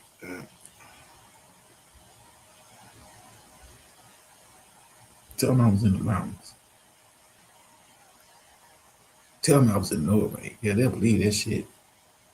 Get some more Google stock photos. Man, I done hit that blunt to that. Oh, God dang, man. Oh, God. I'm stoned out of my mind. I shouldn't have. God damn. Hold on, give me a minute. Hold on, wait a minute.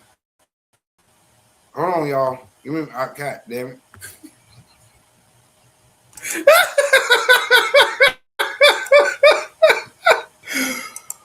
Oh boy.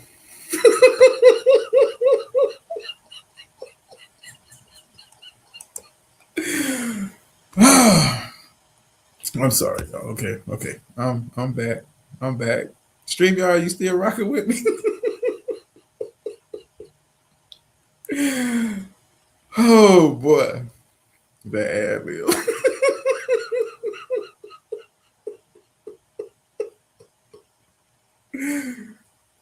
Oh boy.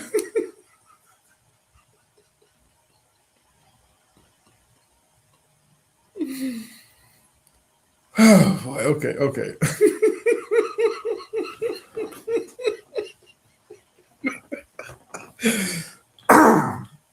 Focus.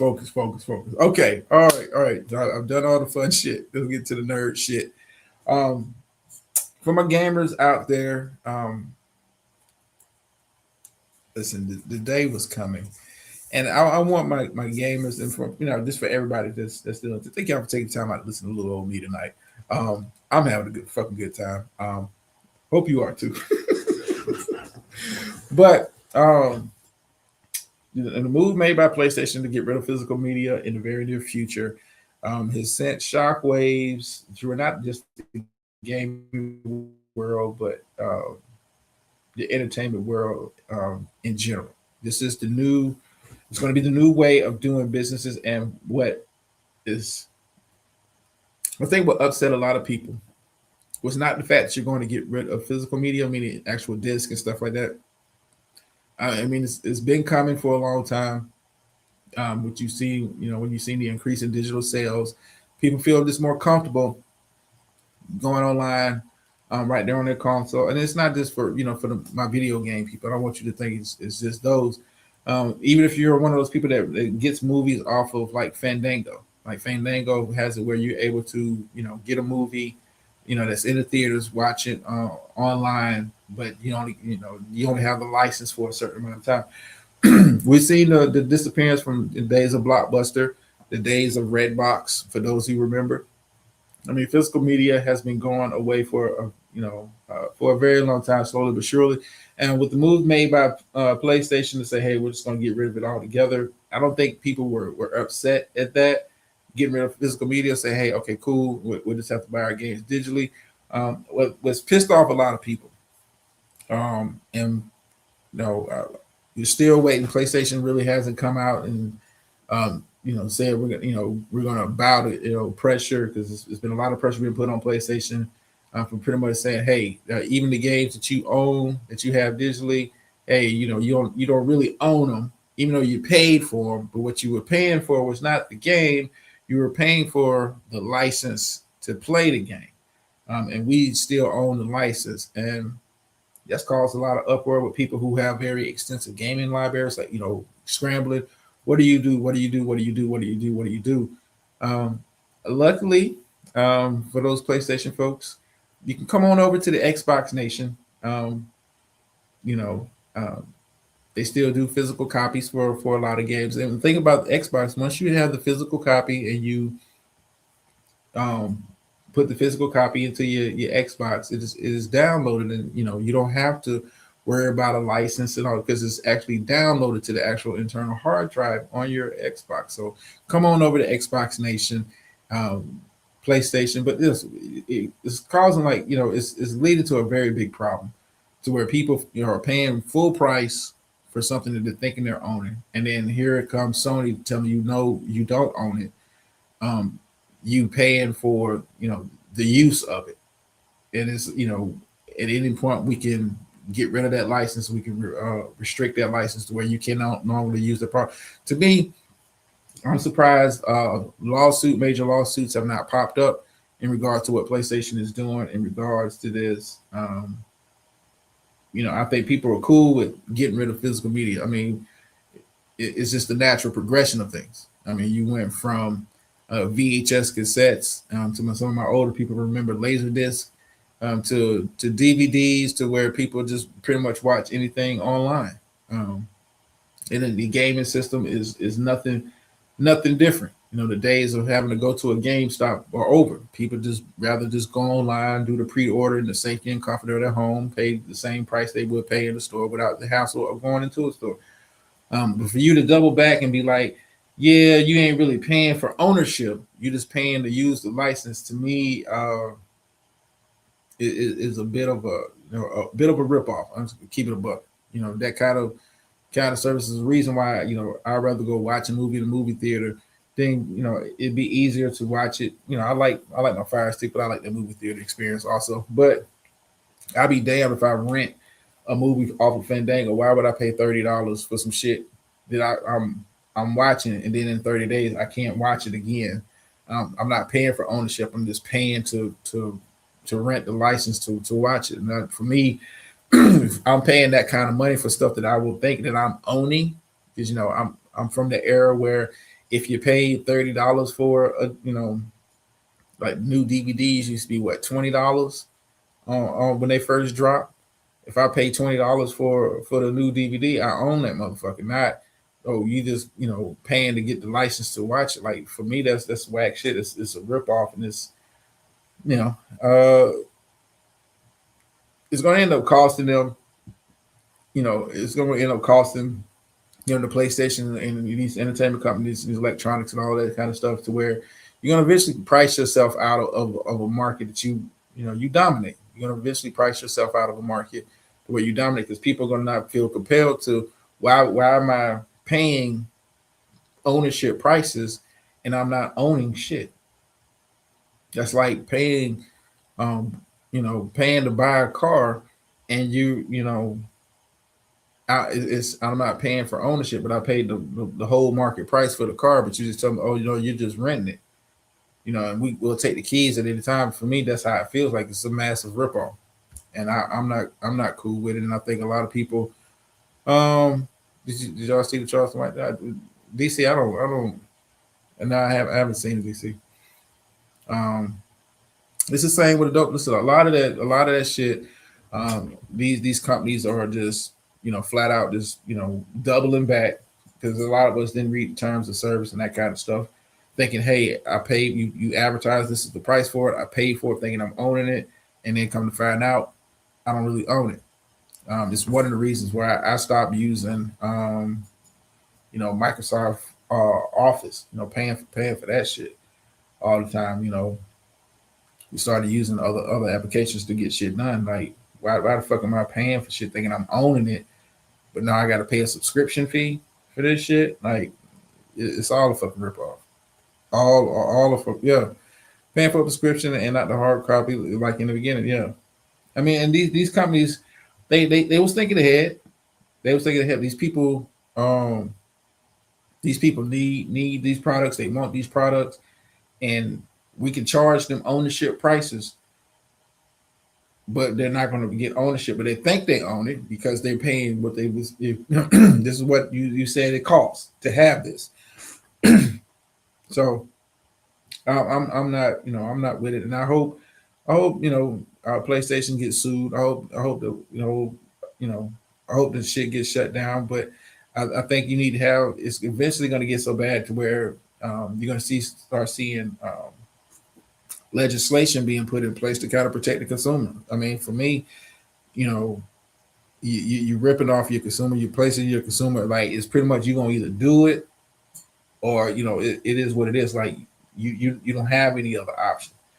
Not only you're not gonna be able to get the physical disc, you're still gonna pay full billboard prices, like you was back in the day when you was owning this shit. Now you're not gonna even own it. What's the Microsoft alternative other than the Pages? I don't know. I don't even really use Microsoft shit like that for real, unless it's for work purposes. Yeah, I like using other shit. But then again, I'm not really doing a lot of spreadsheets and that kind of shit outside of work or whatever. So I'm not that might be a question to ask 58 Savage next time you catch him. DC. They're trying to pass legislation for us to pass. You get on the internet. Yeah. This is a market that what are you going to do if they charge you? I mean, you look at the applications that you use. Like, hey, you can use the free version, and we're gonna bombard you with ads and shit. It's like one of the reasons why I pay for YouTube Premium, because I got tired of fucking trying to enjoy a video, and all of a sudden fucking 2 minutes worth of fucking commercials comes up, and I gotta hit skip. Like, sometimes I just want to just put some shit on and just fucking go to sleep to it, not have to listen to a commercial. Don't you got erectile dysfunction?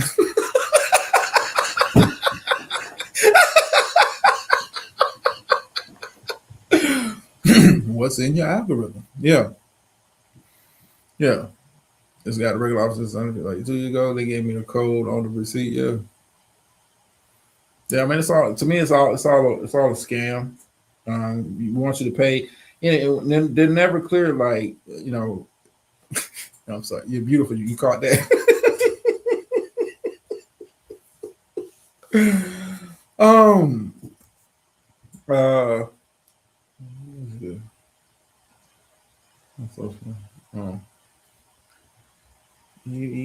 how the fuck did you still? You know what? I should go in there with. Why are you texting me doing the show? You know how I get when I get in my bag, but I'm gonna get out of it. I'll be nice. I'm gonna be nice, but yeah. I know, babies. Yeah, I know. I'm in a deep water, but I ain't doing a show today. I ain't doing a show this week, so I can do that. Get a little more sip of water. Hey, Jesus Christ. My vocals ain't gonna be worth shit tomorrow. But yeah, and also a little bit of nerves up for my One Piece folks. Yeah, I'm out again. To see Emu packing up Luffy like he's the help, like you had a harder time fighting Loki than Gear 5 Luffy. I'm out. I'm out. Yeah, keep it like CNN. Like if you go to CNN online, you can read like so many articles in a month before they start trying to charge you a subscription fee to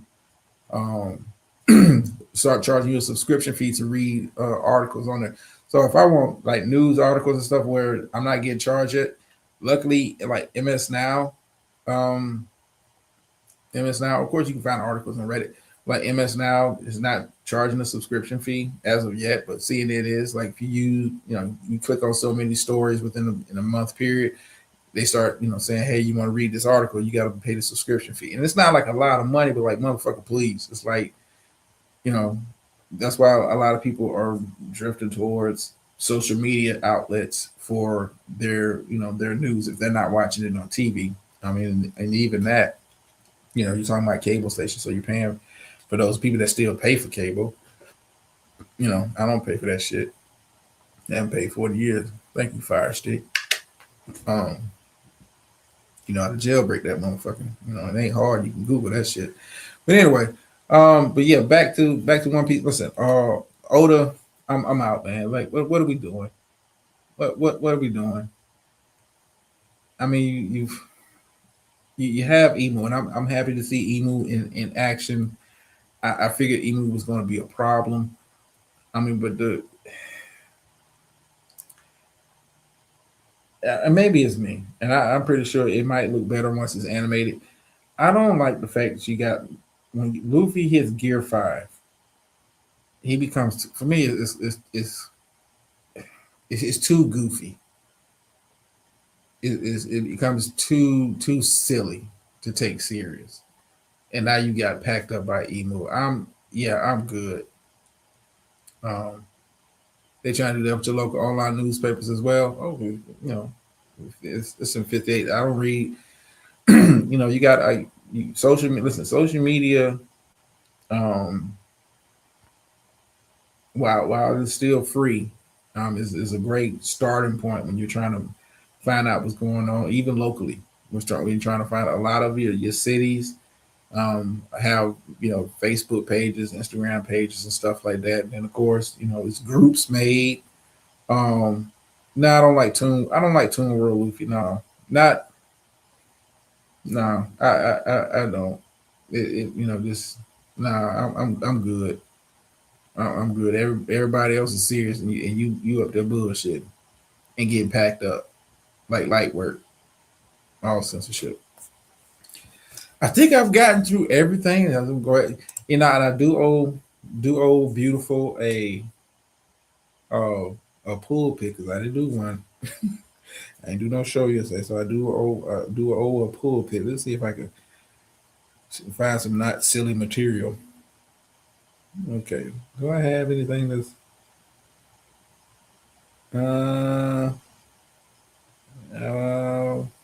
let's go on to archives here. I might have to pull out an oldie but goodie.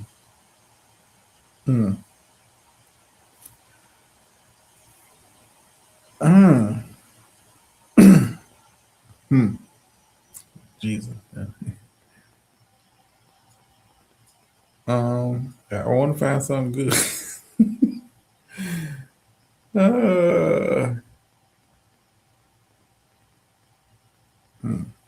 I want to sound something positive. I keep going to the petty section.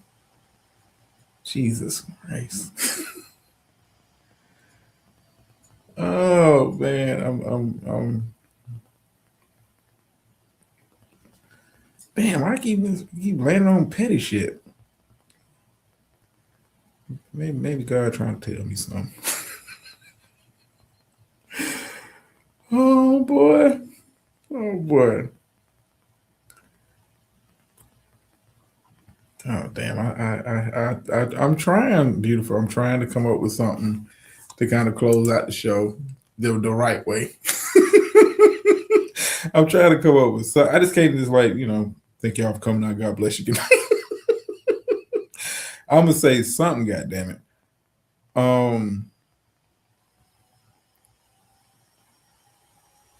I think I've used that. I've used them all before, but I want to say something. And all this petty shit just keeps speaking to me. Maybe I need to get out this particular folder. Oh, I got it. Perfect one. Perfect one. How do you feel about D. Darrell trial? Catch the first part of the show, DC, on the replay.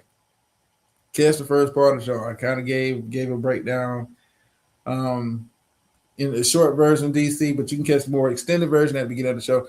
Short version, wins and losses all the way around. Darrell takes a minor win for making the Goof Troop look bad, but still takes an L because you are a convicted felon, bro. I want to do this. I go ahead. I gotta switch my profile. Make sure I do this right.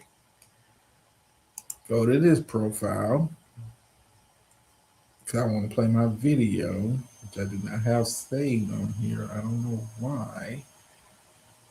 Okay, yeah, this is a perfect way to kind of close out the show. Yeah, I've had a good time tonight, man.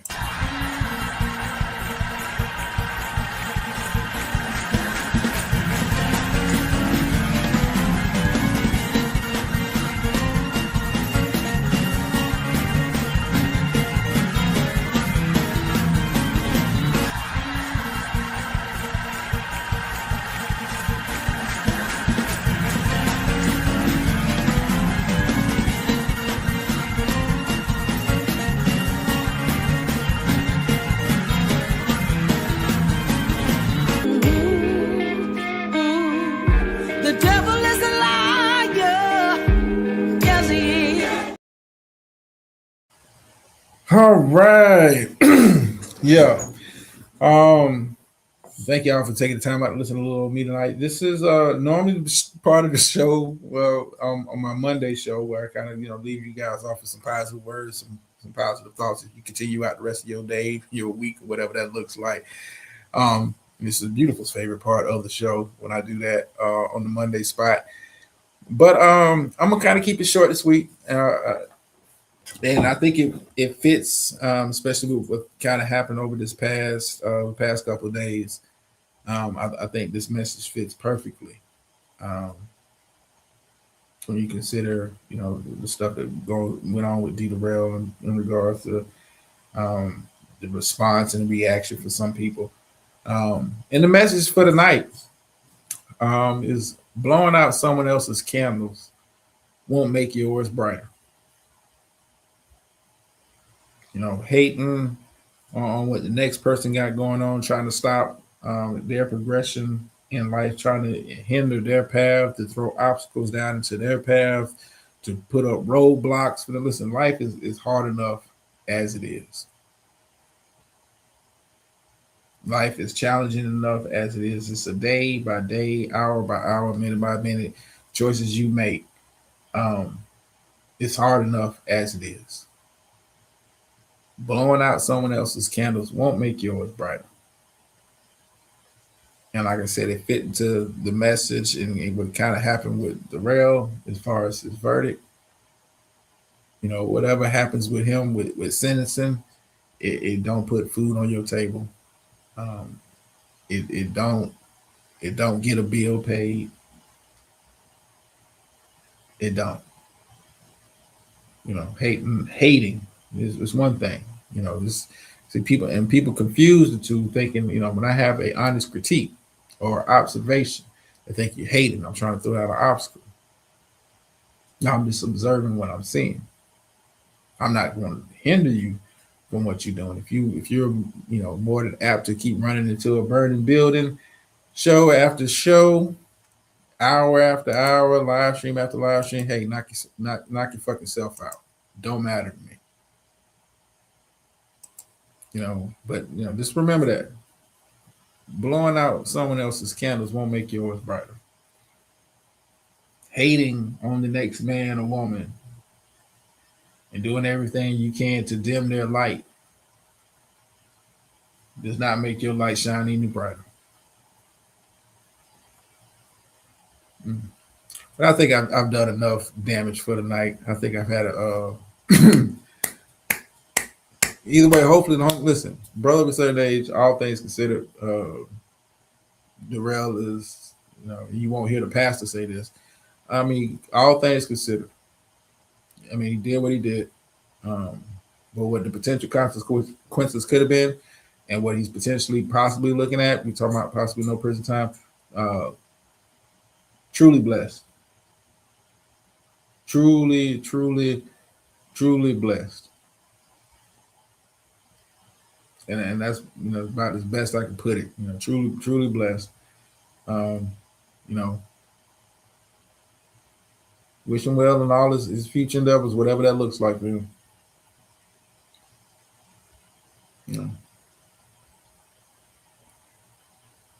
Hopefully we ain't singing Akon in October. I'm just saying. With that being said, man, let me get my ass up here. Thank y'all for taking time on this little old me. Had a good time. Had a fun time, man. Had a fun time. Hopefully, Lord willing, we'll be able to do this again soon. Get off the phrase that pays over here. Yeah, I know I'm getting tired now, baby. The phrase that pays over here. Don't let my confidence offend your insecurities. And I'm out.